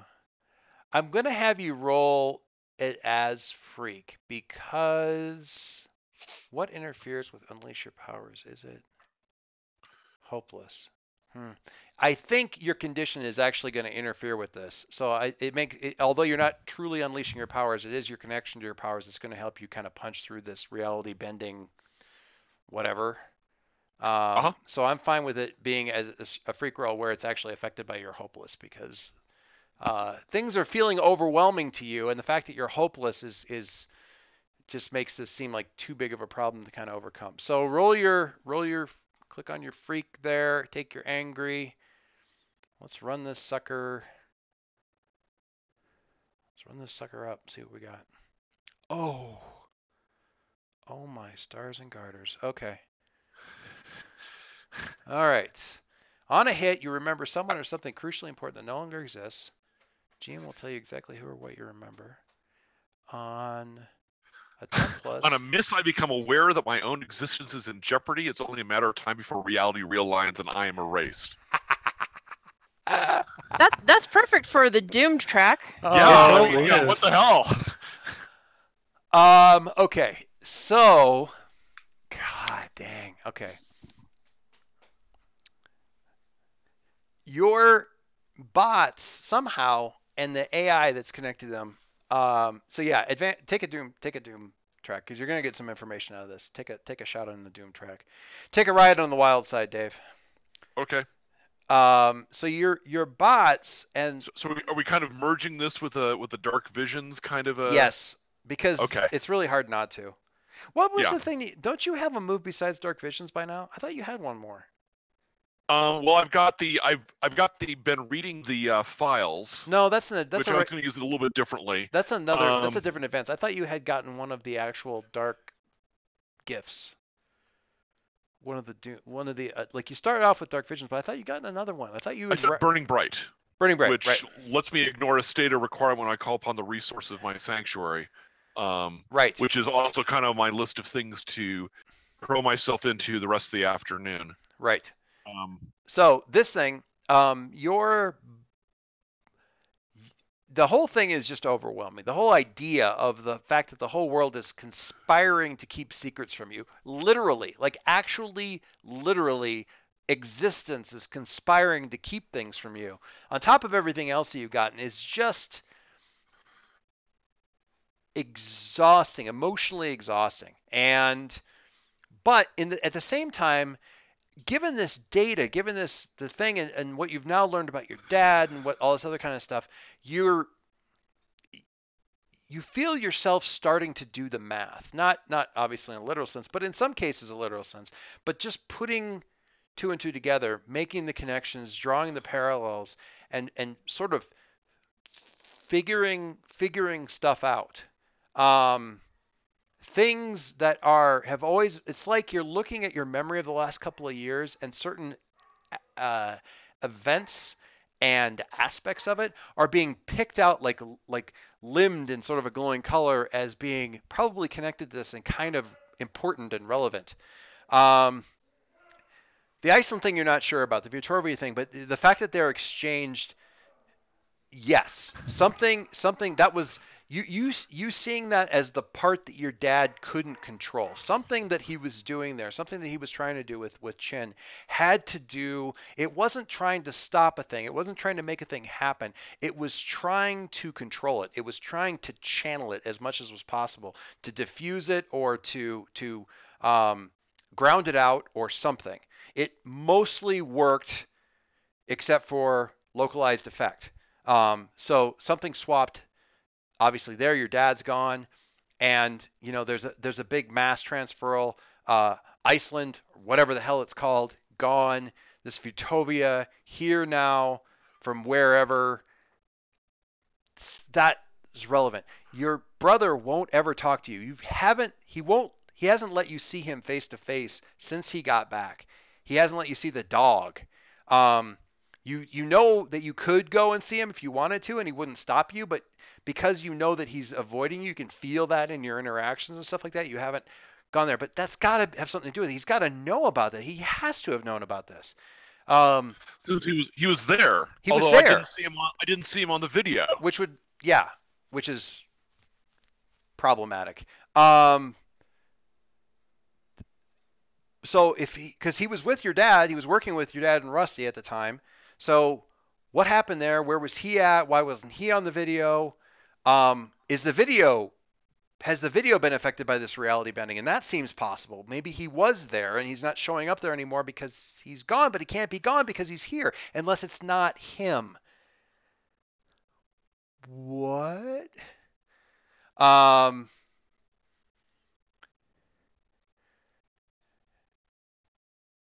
And I'm not going to hit you with a take a powerful blow, because I already gave you a check on your Doom track, and I think that counts. Do I get the fancy focal length effect? the Sam Raimi zoom? Jason's face while the background kind of zooms back in as well. Yeah. Okay. What was Bandit? Was he the bulldog? Brigand. Bandit was the bulldog. Brigand was the corgi. Okay. Yes. All right. So, okay, great. So all of that kind of, all the tumblers kind of drop into place there with that. It doesn't help you remember what, you don't suddenly remember key parts of Icelandic history or anything like that, or how that fit into your world, or the somewhat significant stuff that isn't in the normal history books, that is in the Halcyon City history books, world, whatever. None of that happens. But you do get an insight into what probably caused all this, or at least kind of a better picture of what was going on. It still doesn't remotely explain who the hell was shooting at your dad. Who would have been, if he was trying to save or stop a thing from happening, who would have been trying to stop him? And if it wasn't Chin, then who the hell was it? And if it was somebody that Chin was working against, then again, who the hell was it? All that kind of stuff. Right. So that's that. And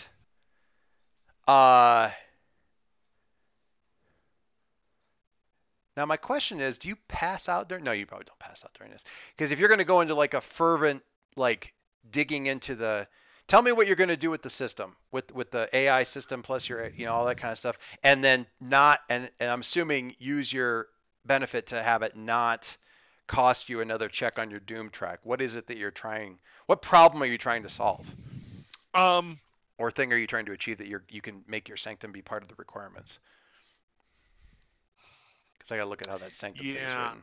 I had two or three. I actually two or three things I was kind of thinking of. Okay. I need to find Alicia. So what I want to do is. Yeah, because that is, of course, the first thing that all of us think about when this goes down. She needs to know what happened. Sanctuary. Because if she understood what happened, or understood that I knew what happened, then we could call off all of this. I'm going to kill you in your city, kind of shenanigans.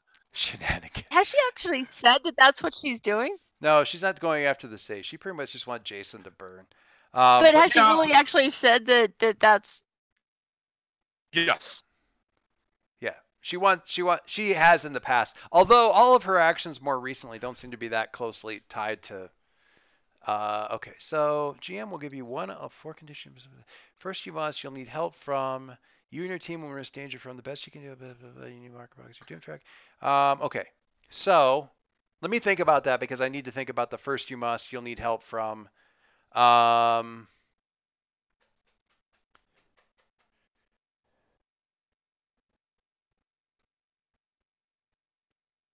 Okay, let me ponder that. Ghost Girl. You were doing research on the background for what was the guy's name? Thaddeus. It's on the list. Let something. Letson. Thaddeus Letson. And I put it in the roll 20 text. And his progeny. Thank you. Okay. So.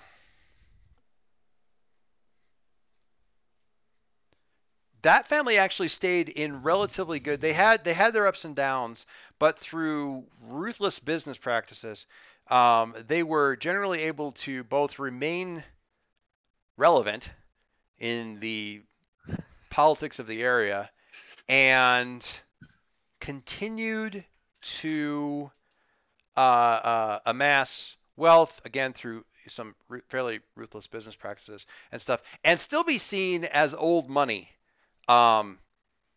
Despite no longer being slave owners, et cetera, so forth. You're able to follow the family tree, and it is about.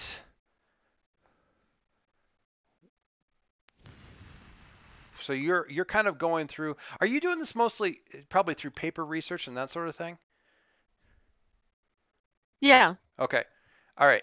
I mean, I'm assuming we've gotten past the ancestry.com level. Yeah. It's mostly like microfiche and scans of old county charters and stuff like that. Let me just look. Okay. All right.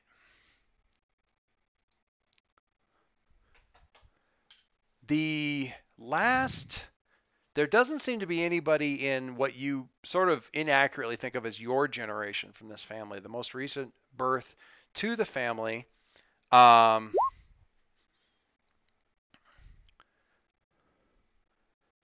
have been about 50 years ago. And there isn't really any, I mean, he's well,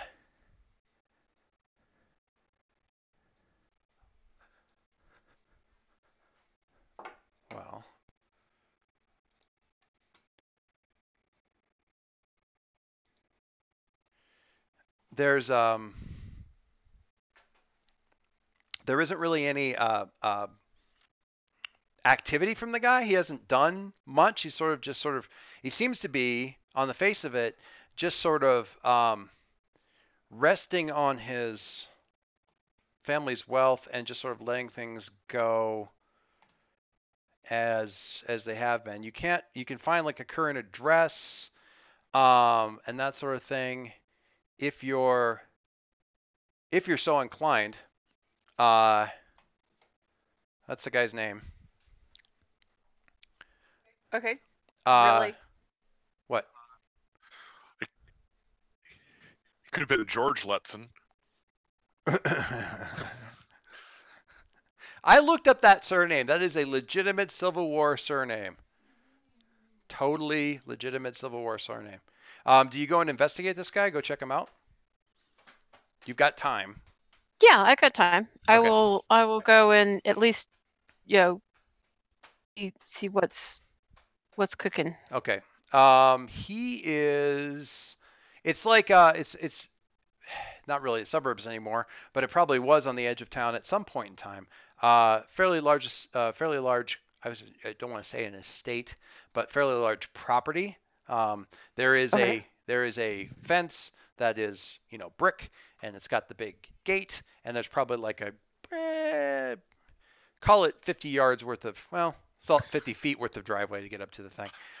Really not a problem for you. Easy to just phase through the gate and over the wall or whatever and get up to the place. You don't see anything. You don't feel anything especially noteworthy about the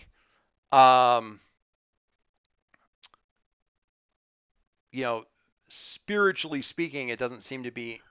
It's neither like the graveyard cemetery area that was cauterized or like the area that was around Ghost Hearts kind of thing. You're getting up to the front there. I mean, maybe pondering, knocking, not knocking, and you hear this sort of electronic whine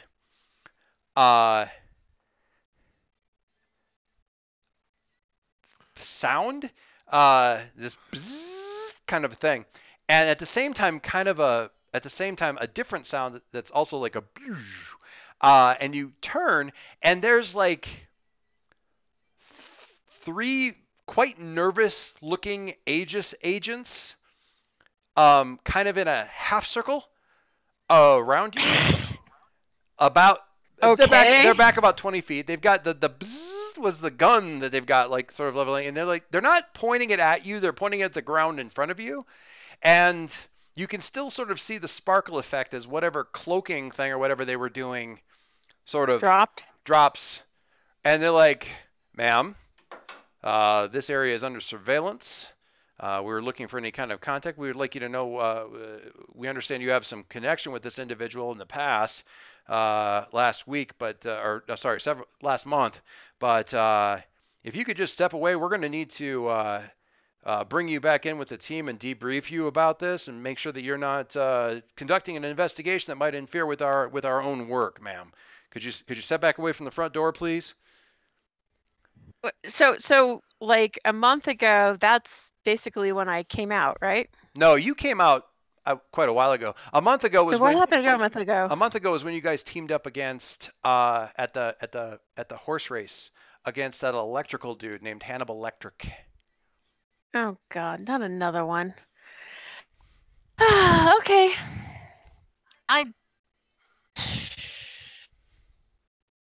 Okay, so I'm torn here. Mm-hmm. Because, on one hand, it would be polite to talk to these gentlemen. On the other hand, I don't feel like it's any of their damn business what I'm doing.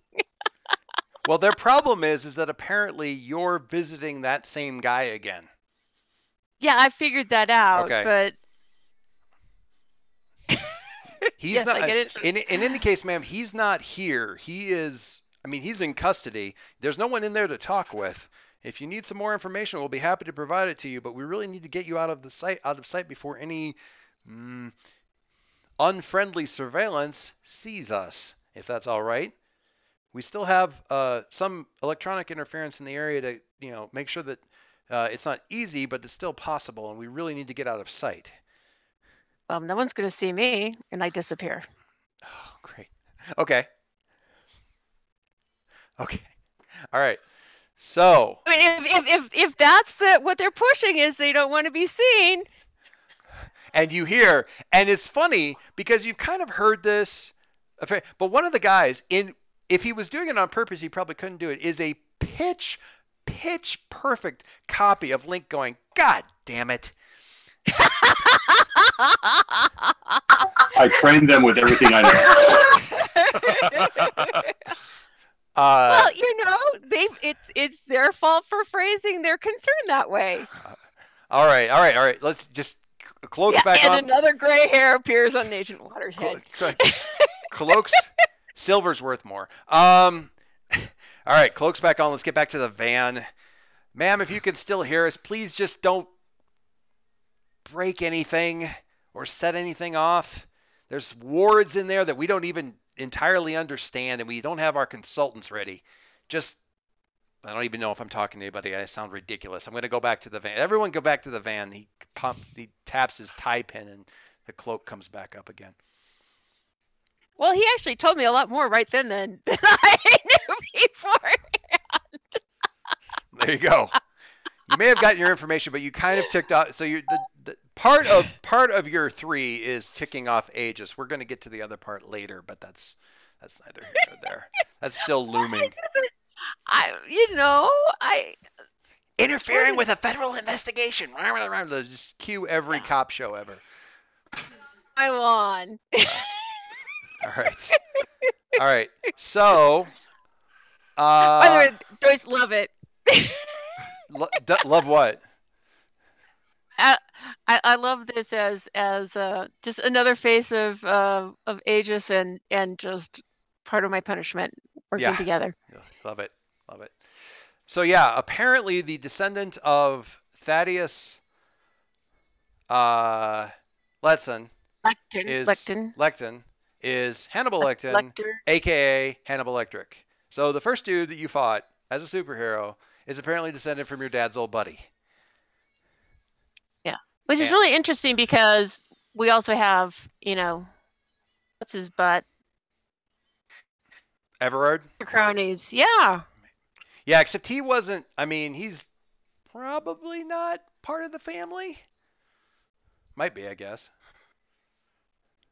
At some remove. Certainly not a acknowledged member of the family back in the day.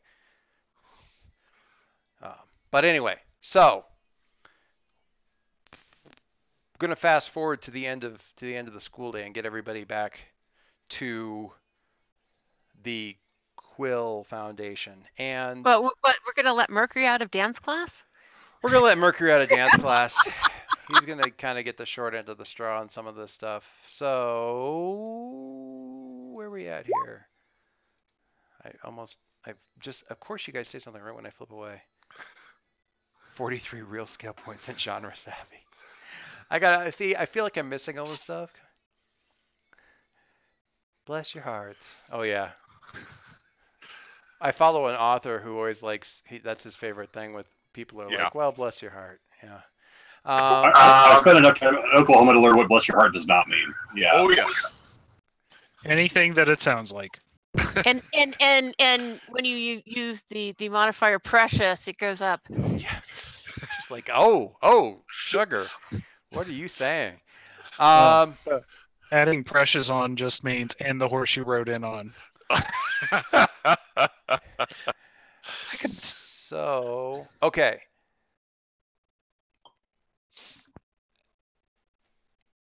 Adam, do you skip tryouts and go to the Quill Foundation? Oh, he is needed at the Quill Foundation. He is needed at the Quill Foundation. He is. Your voice also wants you to go to the Quill Foundation. Whatever that voice is. Have you started arguing with it yet by the end of the day? Not yet. Not in front of other people. Go to the Quill Foundation. Speak with the Quill. The Quill can help us. We can help the Quill. Fine, I'll go there. Yeah, the Quill can. Well, why not? The Quill can help you. Ha. The Quill. I want when we walk in the door for one of the AIs to be like, "Do you want me to turn on instant Quill mode?" You're like, "No, don't."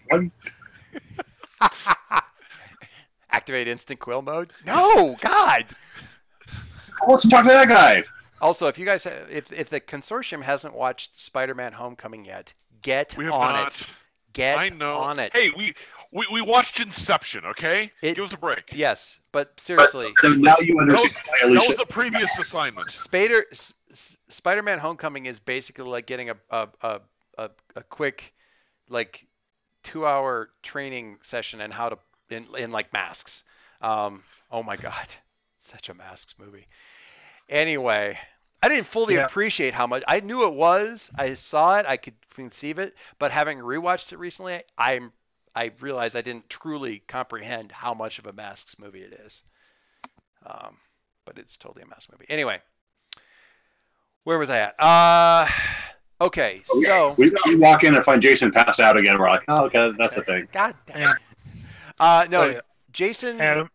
Jason needed his thing. Jason, Go ahead. Jason has a dozen cans of Coca-Cola on the Right. the desk next to him. Adam, what do you? He is going to skip the tryouts. He didn't like. I'm sure the voices are assuring him. It's like you didn't want to do that anyway. And he didn't. He doesn't so much say it like that as like that was completely unimportant and unnecessary. So he is definitely affirming his hero identity instead of his mundane identity. Okay. Jason, first you must integrate your best current representation of Alicia to get a good model for where she might be going. So you need to integrate Travelicia probably into sort of a statistical model and get that interacting with the Quill AI. Byron is less than best pleased about that idea.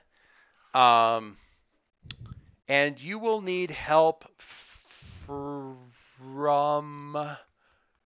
pick one of your teammates that you're going to need help from for this.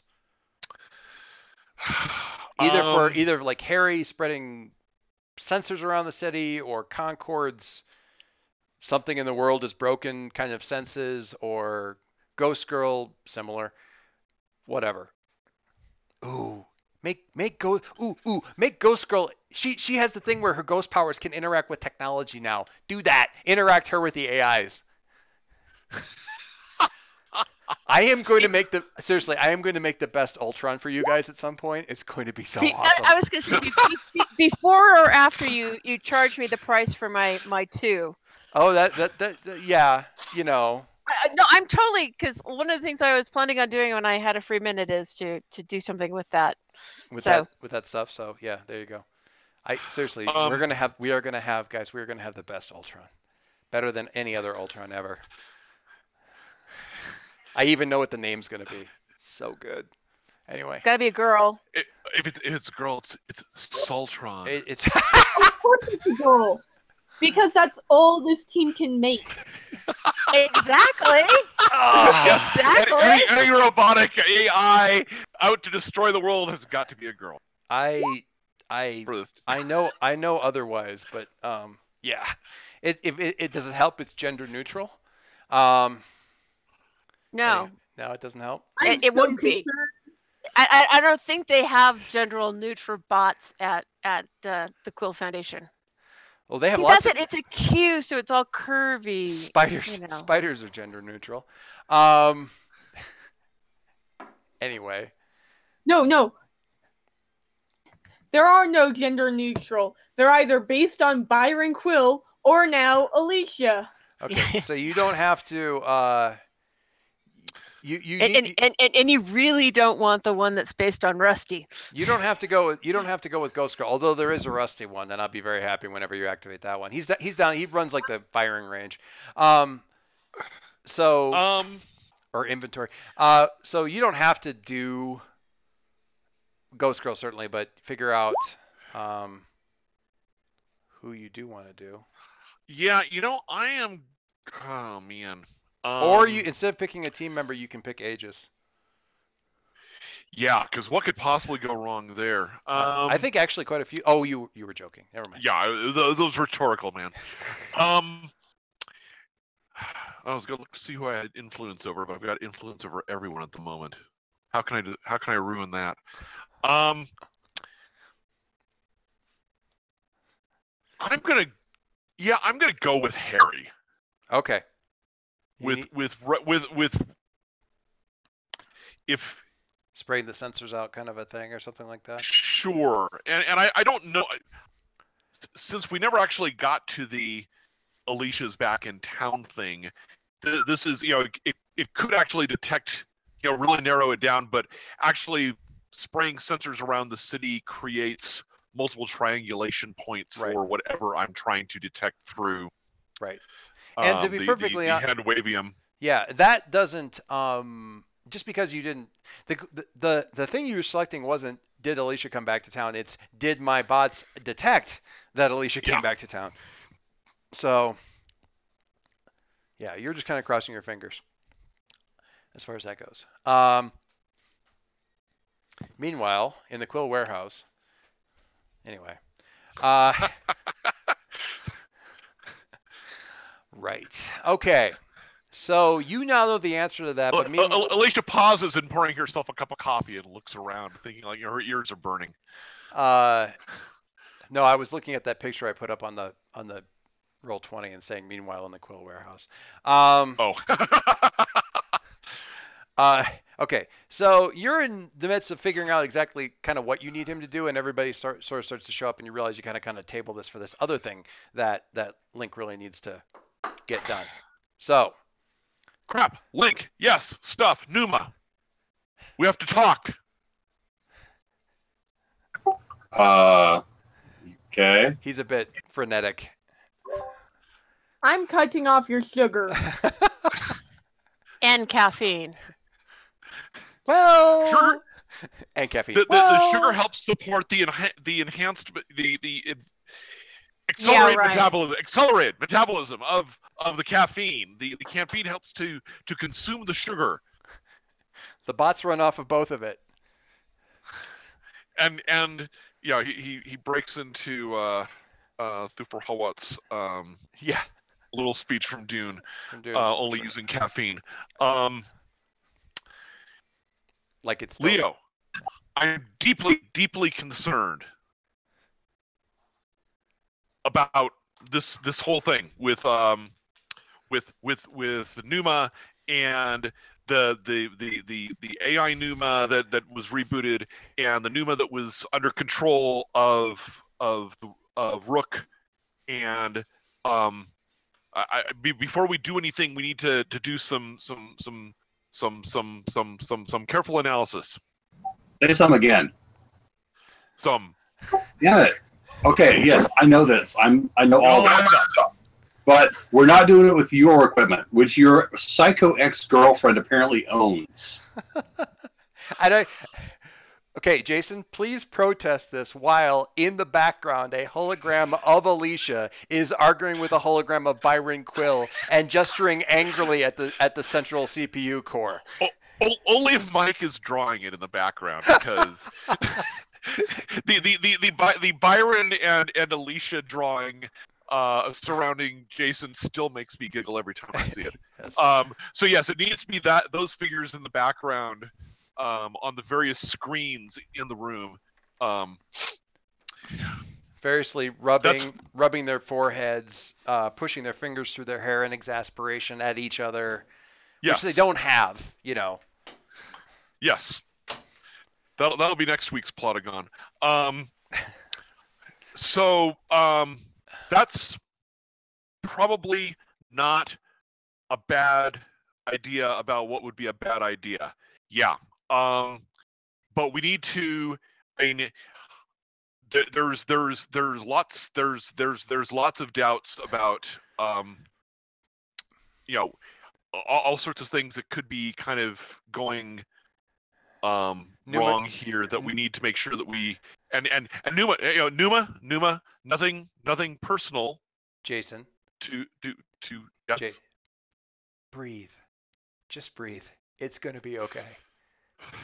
You've clearly had a very busy day. It's important because with a high heart rate, it's important to get plenty of oxygen into the body. Did Jim?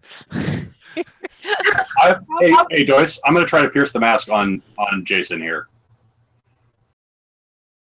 I love that. Do that. How can I get you to shut up? Oh, look at that. Look at that beautiful roll. Well, I got another 3 questions for you. Like, what are you really planning? What am I really planning? I don't think he has a plan. So it's a really simple. That's part of it. It's really easy to open things up here with him because you can just say like, okay, before we get into my thing, just what's going on here? And honestly, I don't think my Jason... heart on my sleeve, but there's probably a Jason AI in the background that's actually saying, so here's what's really going on. No. But I mean, honestly, you're so far enmeshed in the technical part of this that for somebody to say what's going on here, I don't know that you can honestly not explain it at this point. Sure. The only question, so aside from the only question is which what I actually answer in that question, whether I'm deriving it from or whether this is focused on what's going on my thoughts around the Numas or everything else that's been going on today. He's asking about the everything else, I think. Okay.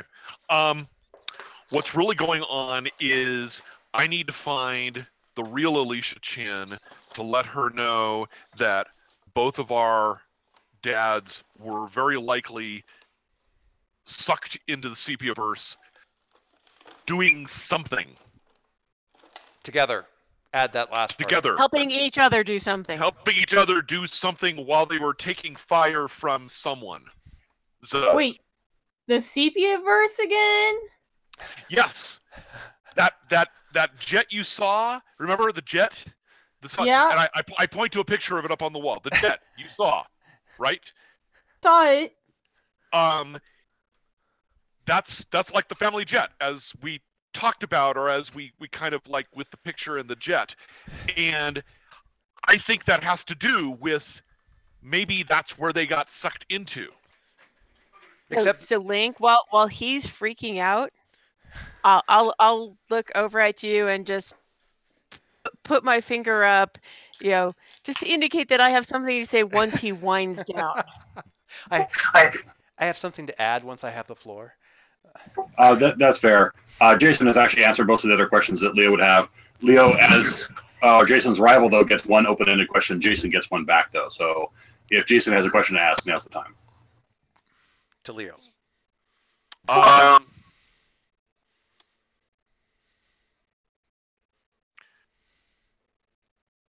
How seriously are you taking the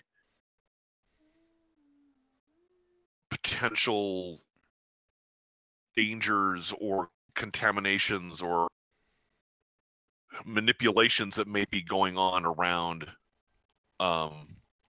these multiple Numas we now have?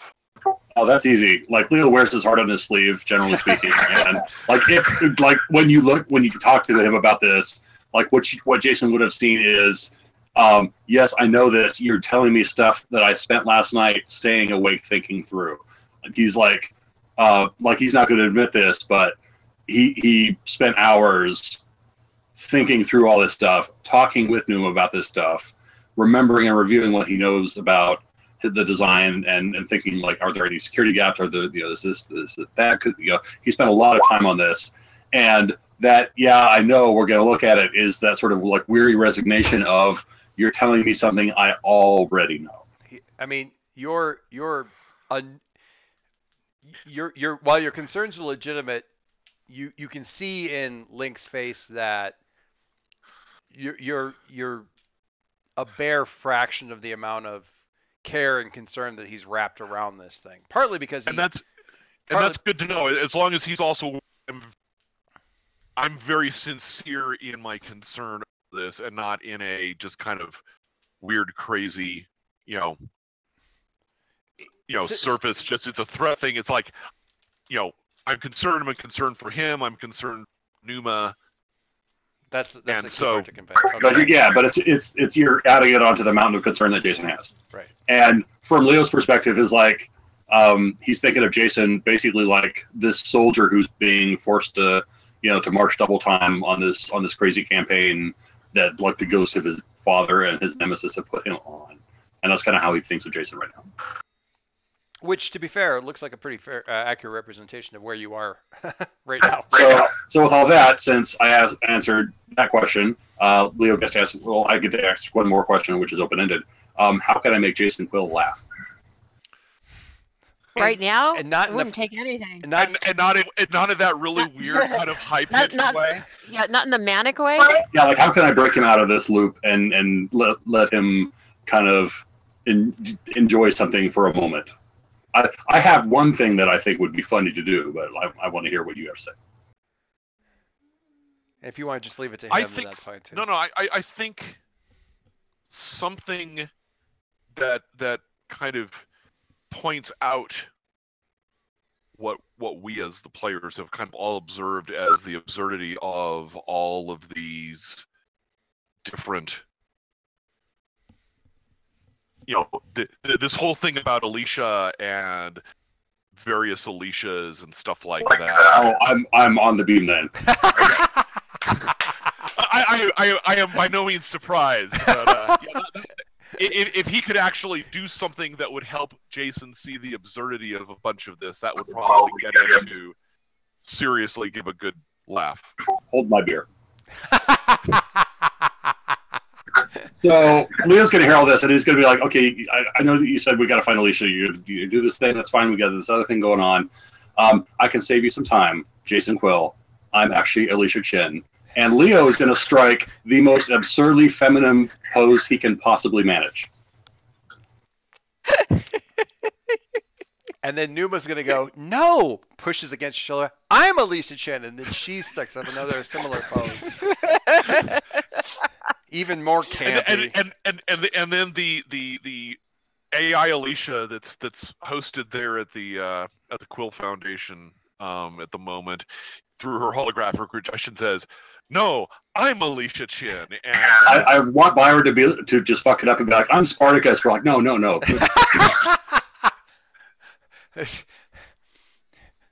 Yes. I know Byron, of course, is your all Byron says that was done in Spartacus. We all understand the joke. Thank you. And then he somehow manages to storm out and fade away at the same time. It's just like he storms through a wall and fades out. All ridiculous. Incidentally, Jason like pauses, his mouth open, caught mid gesture, and then says, "God, that was really, really funny." And then he starts laughing. And he laughs. Yes. Okay. I love that. I really do. All right. So it sounded like Ghost Girl had something. So this seems like the opportune time for it. Oh no, I just wanted to mention that there's a whole of the Sepia-verse that's located in the I'm bad with this guy's name for some reason in the Who's What's It crypt. Letson. Everard. No. Everard. Yep, the Everard family crypt is a place where I can get through to the Sepia-verse. And Lou's just going to look at Ghost Girl back. Really? Nice little square of Sepia-verse. Uh, Oh, and by the way, Hannibal Lecter is of one of my dad's other pals. So Everett. Well, no, and his ancestor was.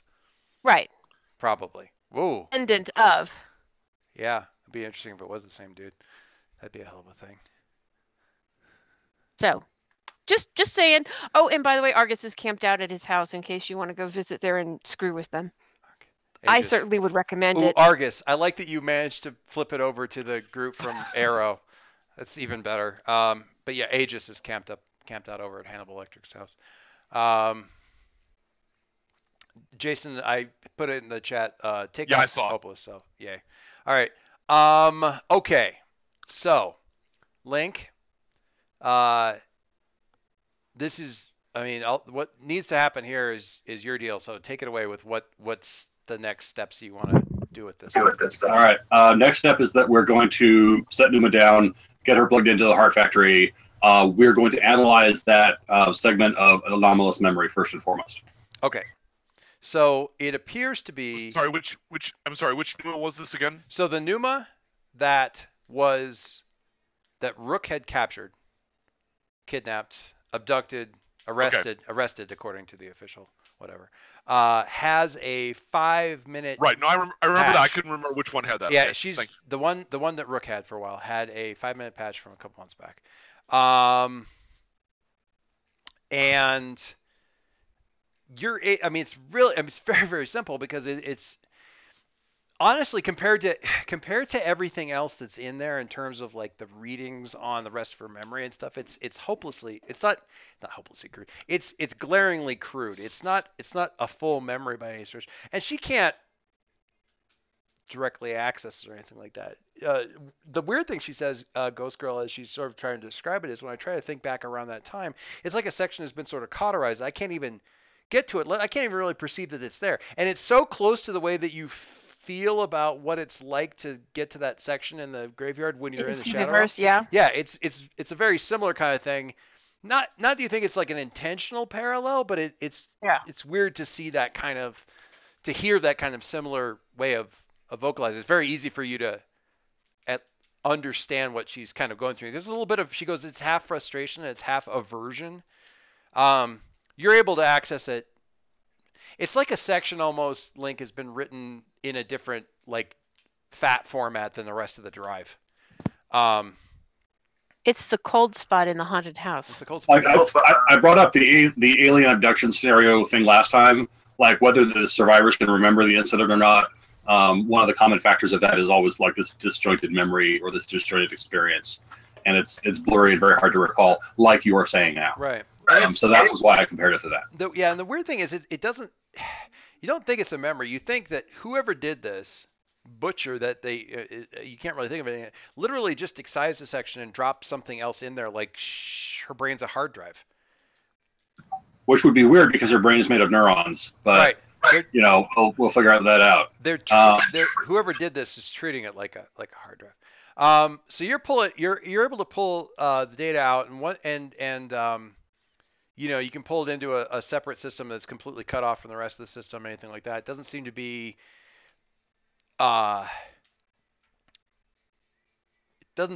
anything except just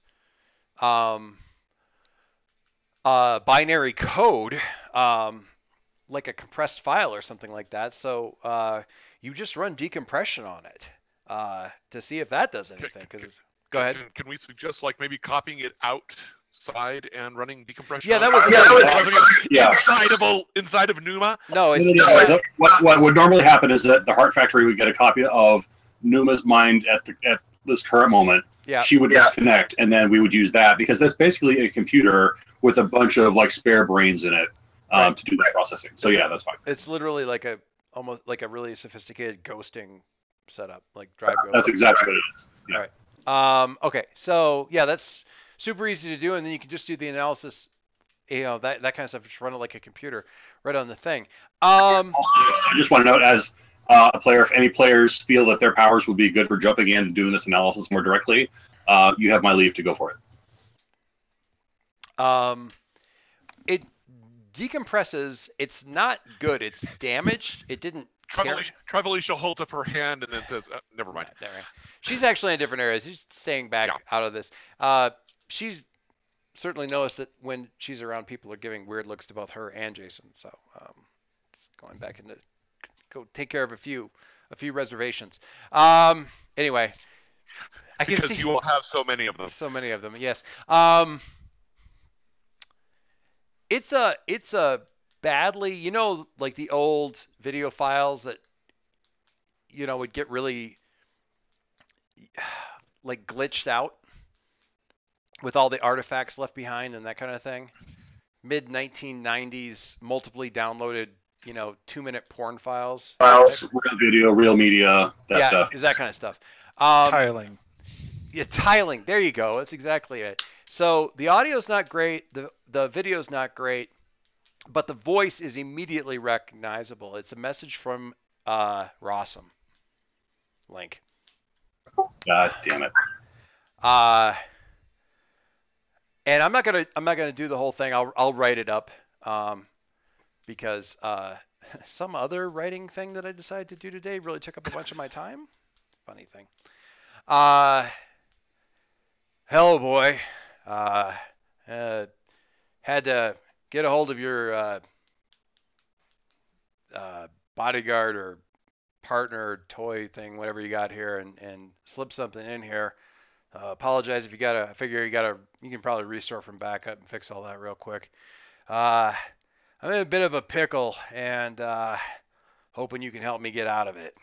And that's all I'm going to read for right now. I'm just going to leave that right there. Because honestly, I'm not entirely sure that Link's going to hear the rest of it right now anyway. So we'll just kind of save that.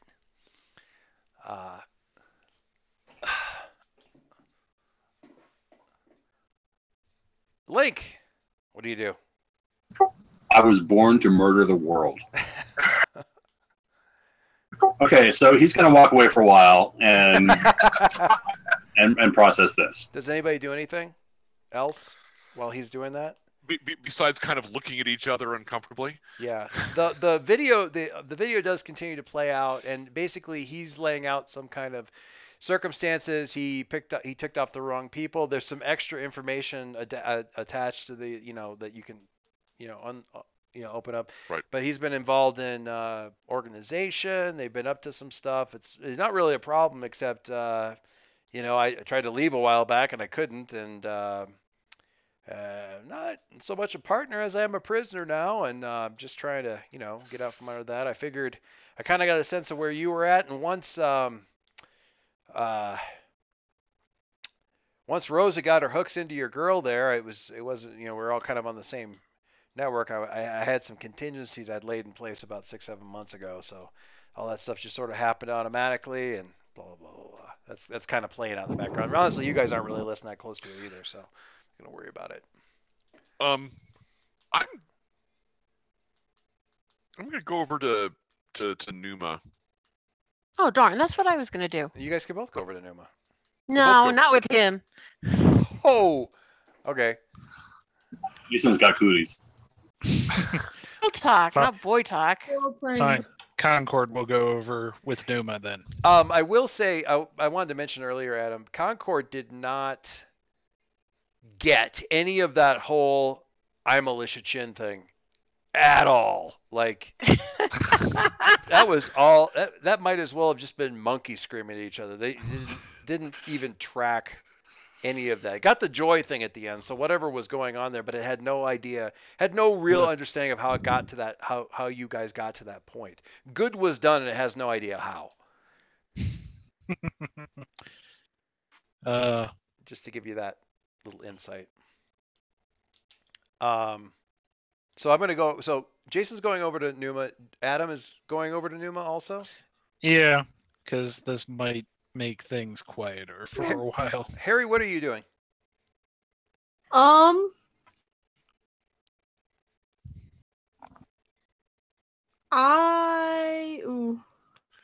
The sound of Jason's possessions being broken in another room is being. I think I go over to talk to Link. Kind of wander over into the other room. Okay, we're gonna circle around here. So, Jason/Adam, what are you guys doing? So saying or doing or whatever. Hey, Numa. That must be really hard for you having that kind of message stuck in you. I'm sorry. She's kind of biting her lower lip and looking at a blank wall.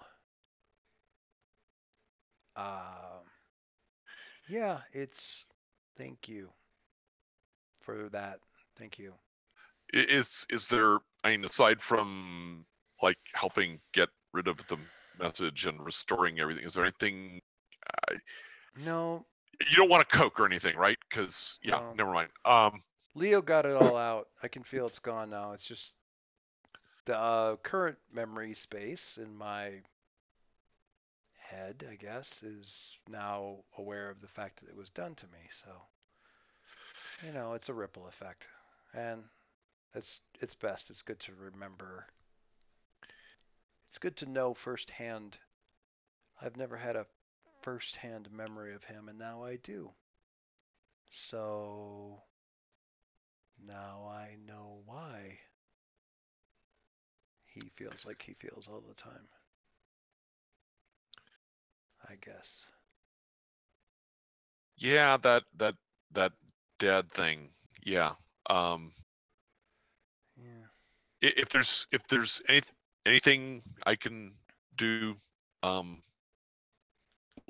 me know. I will. Yeah. I'm gonna. Hey, She waits. I was just he was gonna kind of turn away and kind of sees Adam there and kind of Oh, I know, see. I see. hey, and kind of wanders off Okay. at Okay. that point. Adam, what are you doing? I think Adam is just sort of like taking all this in, like obviously the Shard really wanted to come see Numa, Yeah. so he's basically just trying to see what his latest bit of influence is going to be on this. This spirit is not clean and undamaged anymore. Disappointing.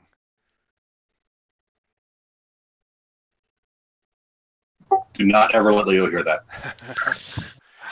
Yeah, did Adam say that out loud or? No, that's in Adam's head. And Adam, yeah, that's not that. No, No, that yeah. that curtails what I had thought about doing earlier. So. Yeah. We. Now I just kind of want Adam to argue back with the the thing and just be like, she just had a really tragic experience, and that is and that's what I'm thinking right now. Okay. So you're kind of like kind of going off in the kind of like sort of the side of the edge of the room there, and glaring at the floor because you're like having an internal argument with this voice. You're not talking to it yet out loud, which is probably a good thing. But you're definitely having, and it seems the thing isn't very present in you because you still have a crap ton of conditions. So it's not very strong. Yeah, right now. And so it kind of pulls back from this because there's some anger there. You still have that, I think. I can't remember which ones you do and don't have, but I think this. But so it's kind of pulling back from like, no, don't touch me with that stuff. But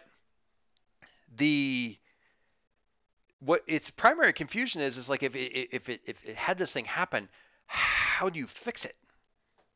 And that's a hell of a good question for Adam. Anyway, that's a hell of a good question for a 12-year-old. Yeah, exactly.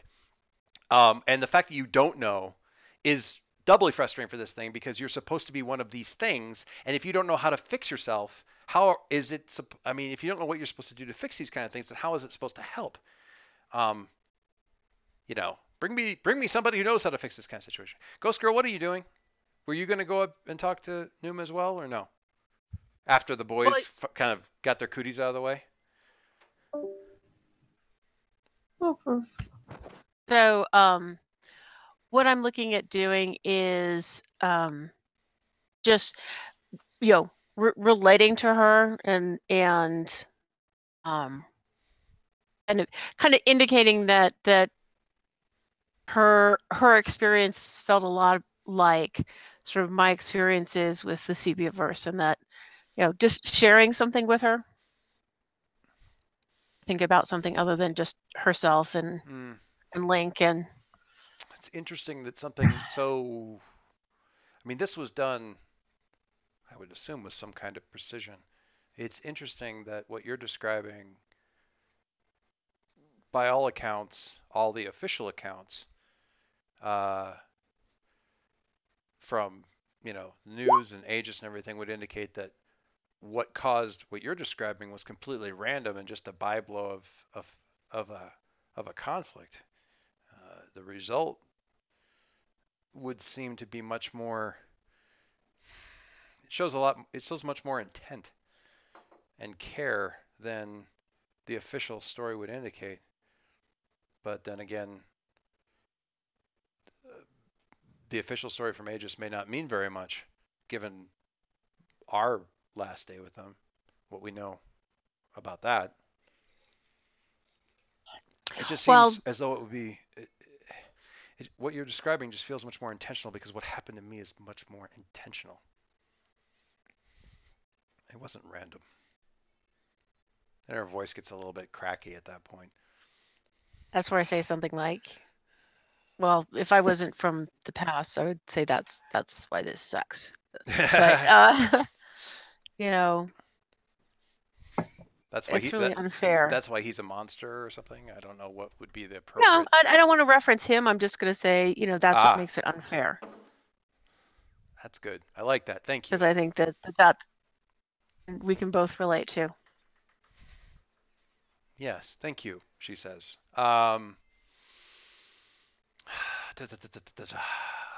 Harry. So Link is kind of where we are. I'm not. What room are we in? Kitchenette. Oh. We were in the kind of a lab. The conversation pit family room. Well, so Leo could have wandered off into a conference room. He could have gone into the kitchenette. He could have gone into the dining room. He could have gone into. Right. Hell, Byron's office is probably right off of that. Link, where are you? And what's he would have just gone somewhere else to just be away from people for the moment. Okay. And it's just venting rage. We'll put you in a conference room there, and you're kind of pacing around the outer. It's like a big table, you know, it's like 12, kind of big enough for like 12, 16 chairs, something like that. So you're going to pace around the outside of it, occasionally kicking one of the chairs or something like that. So by the time Harry, you walk in there, there's probably 2 or 3 chairs that are laying on their side across the room. I don't know if any of the glass is actually broken, because Quill's, you know, stuff's pretty tough. But one of the chairs is definitely busted. It's got like the foot, looks like the foot went through the netting on the back of the chair, kind of a deal. And Link is just kind of pacing, circling, kind of a thing as you come in. What do you do? I pulled out a bag of chips. I'm sorry. It's probably not funny, but goddamn, it's funny. You really have done a very good job of making Harry entirely Harry, but at the same time making him the quintessential speedster character, both on and off, in and out of the costume. So kudos to you for that, because it's just awesome. Anyway, so you held out the bag of chips, and what do you say? Or sorry, a lot more fun to destroy, and a lot tastier than chairs.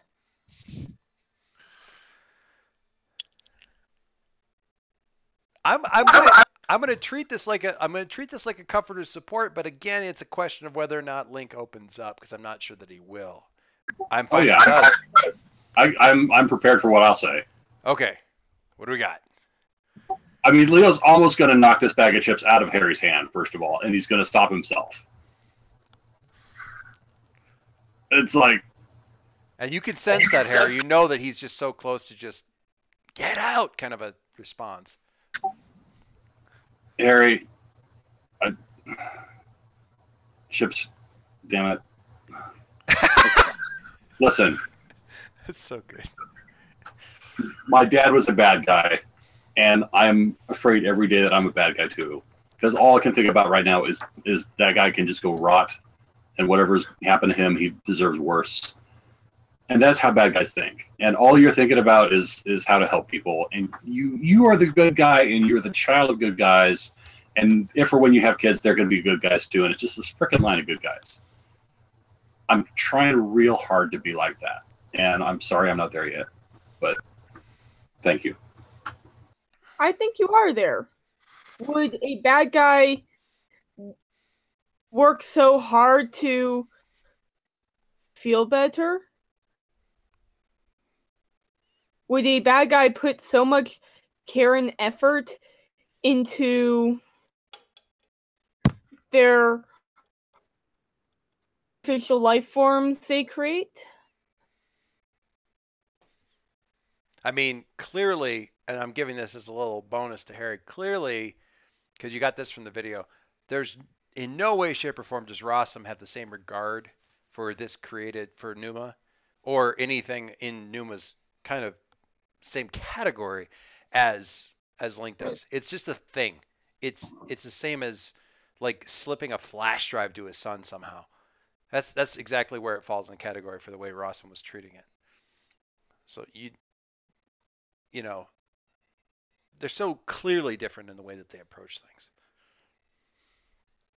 You're different from your father.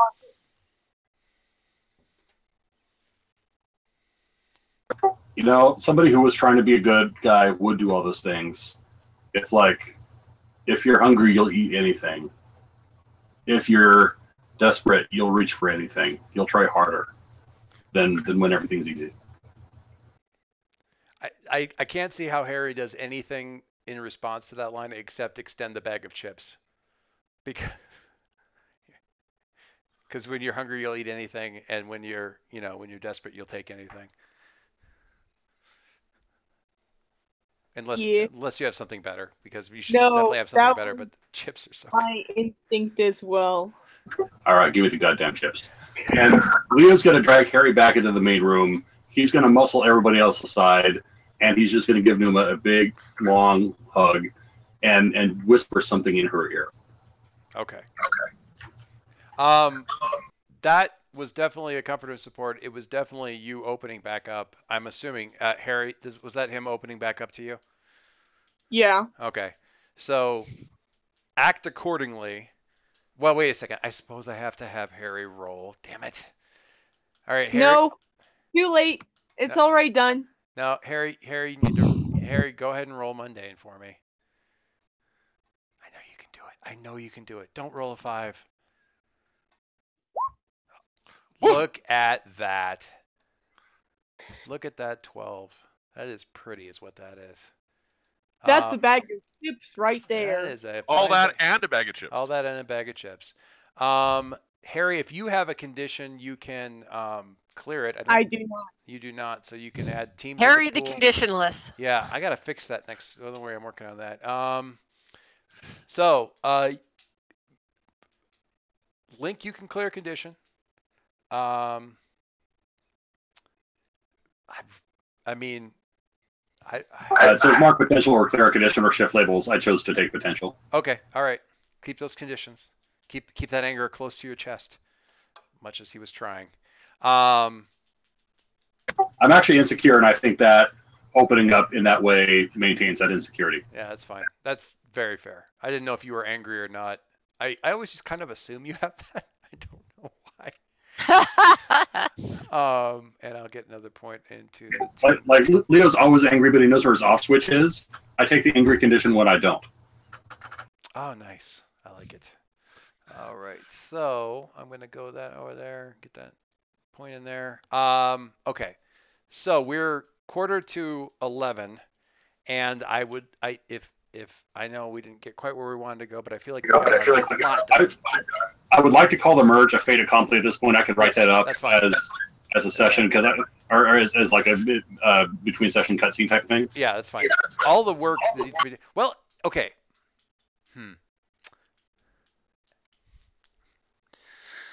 We might.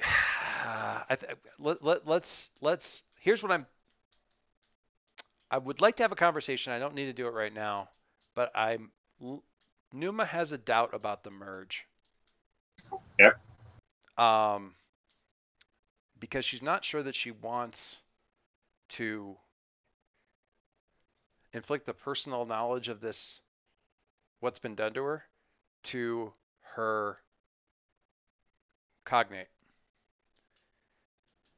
Like, she kind of likes the idea that there's a version of her that doesn't have that. that is still unstained, as it were? Well, not Unviolated. Yeah, yes, unviolated. I mean, conceptually she is, because she'll know that it have happened, because they'll talk about it, but it isn't something that they happened to her. And she's not.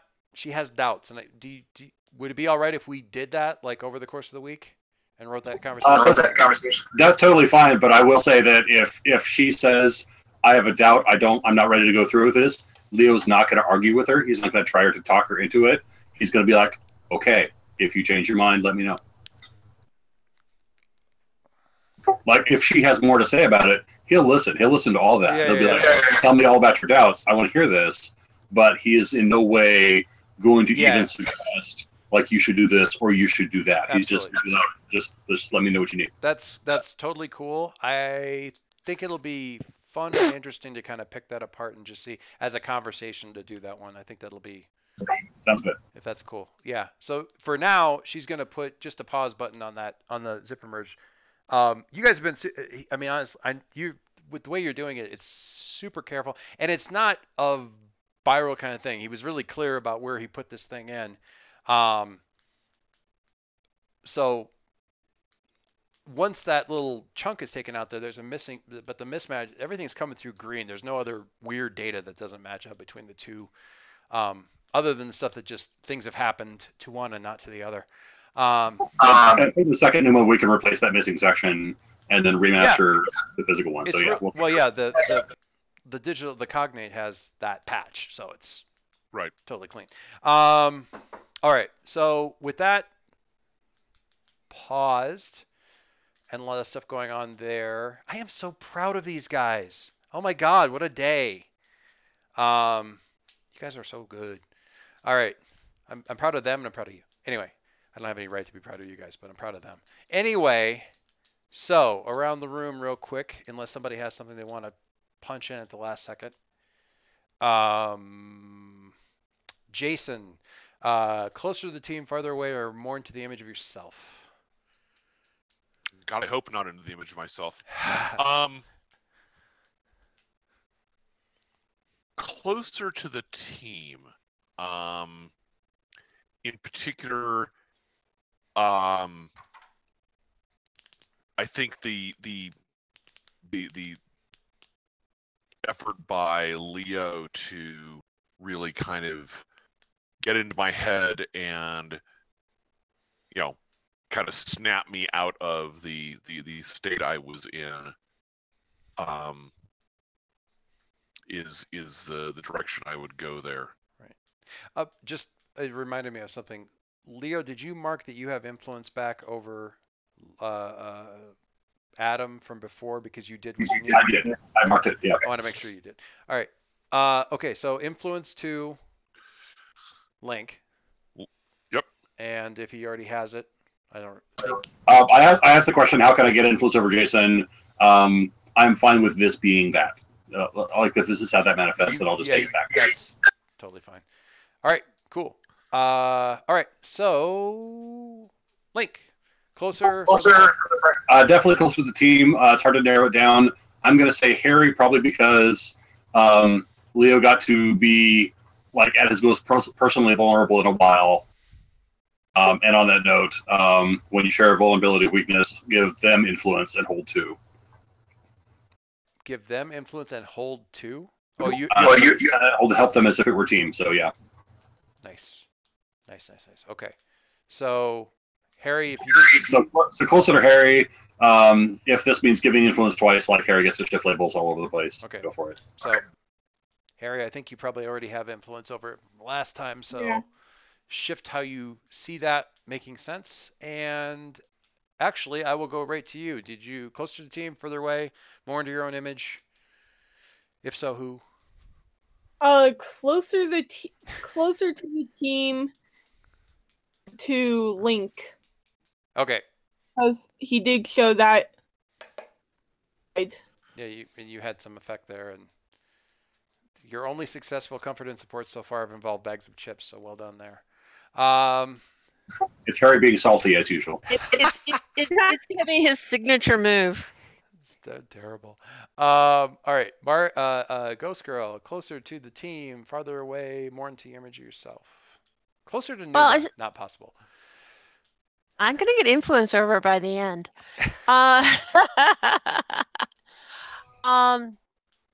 To say, since I did still spend a lot of it in my own head and doing research and stuff, it's gonna be closer to myself. Okay.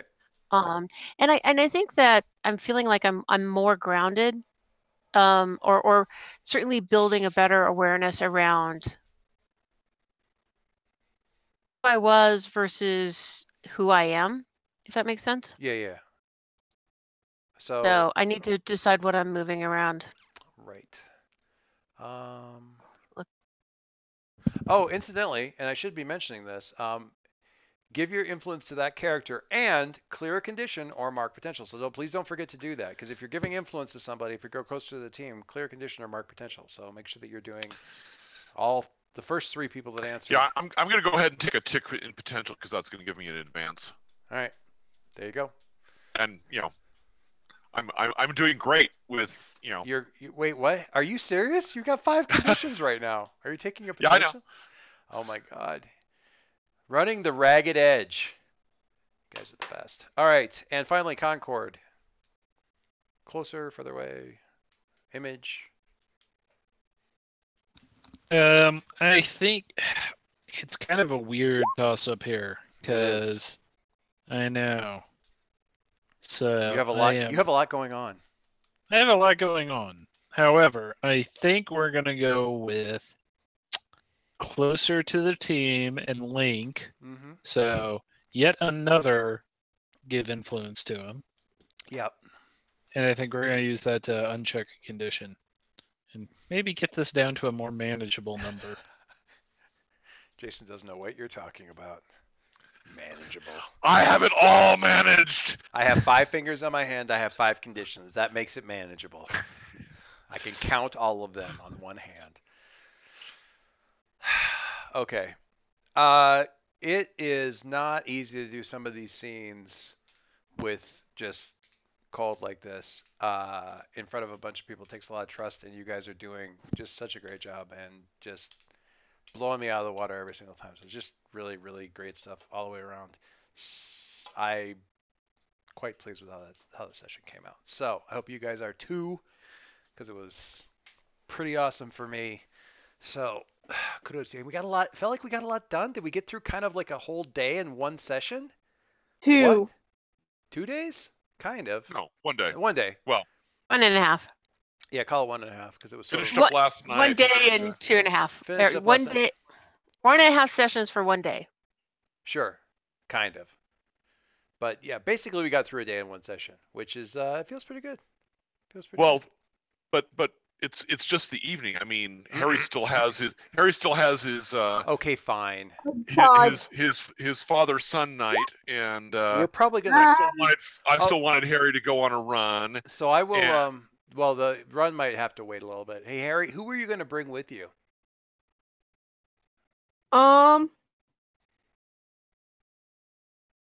Jeez. How's that? Yeah, you're the one that asked. You asked for it. Now you got to actually, because we're probably going to start with that next session. I was going to bring Link, but he has all of his Numa stuff going on now. Probably Jason. Okay. So is also that is fan-freaking-tastic. Oh, I think God. you'd do better off with Ghost Girl. Well, that goes without saying. Oh, boy. You have to think about that. Yeah, next session we're going to start out with your dad bringing you in for a conversation with the Halcyon. Never a good sound. Bring you in for a conversation with the Halcyon Heroes League. So yeah. Oh, I liked my idea better. What? it's just a lodge meeting down at the the heart of the Viertovian throne lodge, That's 347. Oh my God, that would be so good. All the guys want to meet you. I'm not gonna tie every single thing into the Vutovia thing. That would be, but yeah, that would be horrifying and terrible. My God, no! We'd be playing Runaways. Just out of nowhere, it's a Runaways campaign. No. He's bringing you in. He's gonna bring you in for a quick informal meeting with the JLA, basically. Yeah. Don't you mean the JLV, Justice League of Veritovia? They're worse than having to talk to Aegis. I woke up this morning going, holy shit, Veritovia is Iceland, mother. You kidding me? Like it's just like, because I was trying to think of a good size, like the right sized island kind of thing, and like, oh my God, everybody in this world doesn't know what Iceland is. I mean, most people in our world that's fair. Don't know what are Iceland fuzzy is. on the whole Iceland thing. Yeah. But and projection maps also like distorted is that down at the so South it Pole? seems huge. Iceland's actually not very. It's 300 kilometers, something like that across, something like that. Good Reykjavik. Reykjavik. That kind of sounds like Viertovia. I know a lot about. And they have their own language that's not related to any other. Pretty much anything. Yeah, I know a lot about Iceland because I've played Eve for so long, and they make it. The company is in Reykjavik that makes it. So it was useful to know things about their culture because you needed to know what these crazy bastards were going to do next. Really, really, really useful. Okay, so we're staying out of nullsec for a while until we power up a little bit. Yeah. It doesn't help. It doesn't really help. Anyway, the thing that Eve taught me is not worry about the Icelanders; it's to worry about the Russians. But you don't. The Icelanders. This is what what the world is gonna do. You have to worry about the players. That's a whole. Man, that was back in the day. Man, I had 4 or 5 different Google Translate websites, like different language. I didn't have the Google Translate site bookmarked. Ultimately, I had 5 of the most common translatable languages bookmarked because it was faster. I was like, I need the Russian translation page now, not like go over there, do a drop down, none of that BS. I needed to get to the Russian one immediately. So, did you know that the Arctic fox is the only native mammal to Iceland? I did not. I did did because you did a paper on it. I mean, it's not anymore, but whole project. Native. From there. Interesting. And now I feel necessary. I need to go back to that one thread I linked on Twitter where the guy ranks all the various foxes because it was so. I want the Arctic fox to be an anti-Dread Queen vigilante. From the other world. That's good. I might have to use it. That might be finally when we get all the other animal-themed creatures in there. That might be a whole different campaign. All right. We're going to do a furry campaign? Well, we had the whole thing where you guys kept sharing the damn animals, and I came up with the red panda, or you guys came up with the picture for the red panda, and there's actually a villain. Don't forget the adorable baby hedgehog. Right. It was all the cute animals. Really, really cute animals. All right, guys. Yeah. Ecology project, 9th grade. My God. All right. We have Batman, we have Ant-Man, we have Spider-Man. Do we have like a cute animals super team? Red Panda Man! Don't. Okay, I'll take it back. Anyway, sorry. Cute animals team. Well, there's Squirrel Girl. So I had the weirdest thing happen. We're trying to get caught up on Flash so we can watch the DC crossover that they're doing because a lot of people have said very good things about it. And the weirdest thing in the last 3 episodes we watched 3 Flashes right in a row, and in every single episode, they did a shout out to Marvel. And it was so. I've noticed that. I don't know that we haven't caught up quite that far, but there have been at least a couple that I noticed. Yeah. Like one of them, because they introduced Elastic Man, and when he like does his little plastic thing, and he like gets his ideal body back. He goes, look at I'm back, baby man. I've got the abs of a Helmsworth. And Yes. so he does that, and then in the next one of them says something about Hulk, and in the next one after that, I can't remember what the other one was, but one of them was an actor in the Marvel Universe, and the other two were actual Marvel characters. And it seemed really like intentional, like really, like it seemed really, really intentional. I can't remember what the other shout out was, but there was a Hulk thing and Avengers maybe? No, I don't remember what the other one was. It was really, really weird, and I don't know why they're doing it. Unless they're just, I don't know, having some fun. What? Comics having fun? All right, my last thing before I depart is I just finished listening to the audiobook for The Caped Crusade, which is written and read by the same guy, and normally that's kind of hit or miss with having the author read his own stuff. This guy is fan-freaking-tastic. I am not a Batman dude by any stretch of the imagination. I'm not a like fanatical Batman fan. This was one of the most interesting books I've read in a number of years. Piles of stuff that I didn't know anything about with regards to the Bat thing, from 1939 on. But it's just so good. And some of his analysis about what it means to be represented in media and stuff like that is so amazingly sharp and delivered just so matter-of-factly. It's just great. And his voices are fantastic. Like every single quote that he reads from like a nerd board, like a comics like fan board, is done in the voice of the comic shop guy from The Simpsons. It is bang on the money. It's Christopher Nolan. Whatever the hell the name of the actor is, from the Christopher Nolan Batman movies, is bang on the money. Even his Lego Batman is right. I mean, it's just good. So I recommend it very highly. The book, I want a hard copy of the book because they have like a bunch of art in it that's built around to like illustrate stuff. But the audiobook, if you're an audiobook person, is just simply top notch. One of the most enjoyable. I mean, I would randomly just play it while I was in the car and Kate was in there, or my daughter for that matter, was in there, and just pick up wherever it was at, and they just were enjoying just listening to whatever section it was in with no lead in from the previous section or anything like that. It's just good to read. It was a great listen regardless. My wife is now stealing it from me so she can listen to it. My daughter, once we're done with this book, wants to loop back and listen to the whole thing. It's just really, really, really good. So there's my superhero recommendation for the week. Sounds good. Yeah, it's very good stuff. Even if you're not a Batman guy. And actually, I got a few ideas for the campaign based on some weird plot twist stuff that they did back in the 80s. So I'm not going to break anybody's back with a Lucador, but there was some fun stuff back there.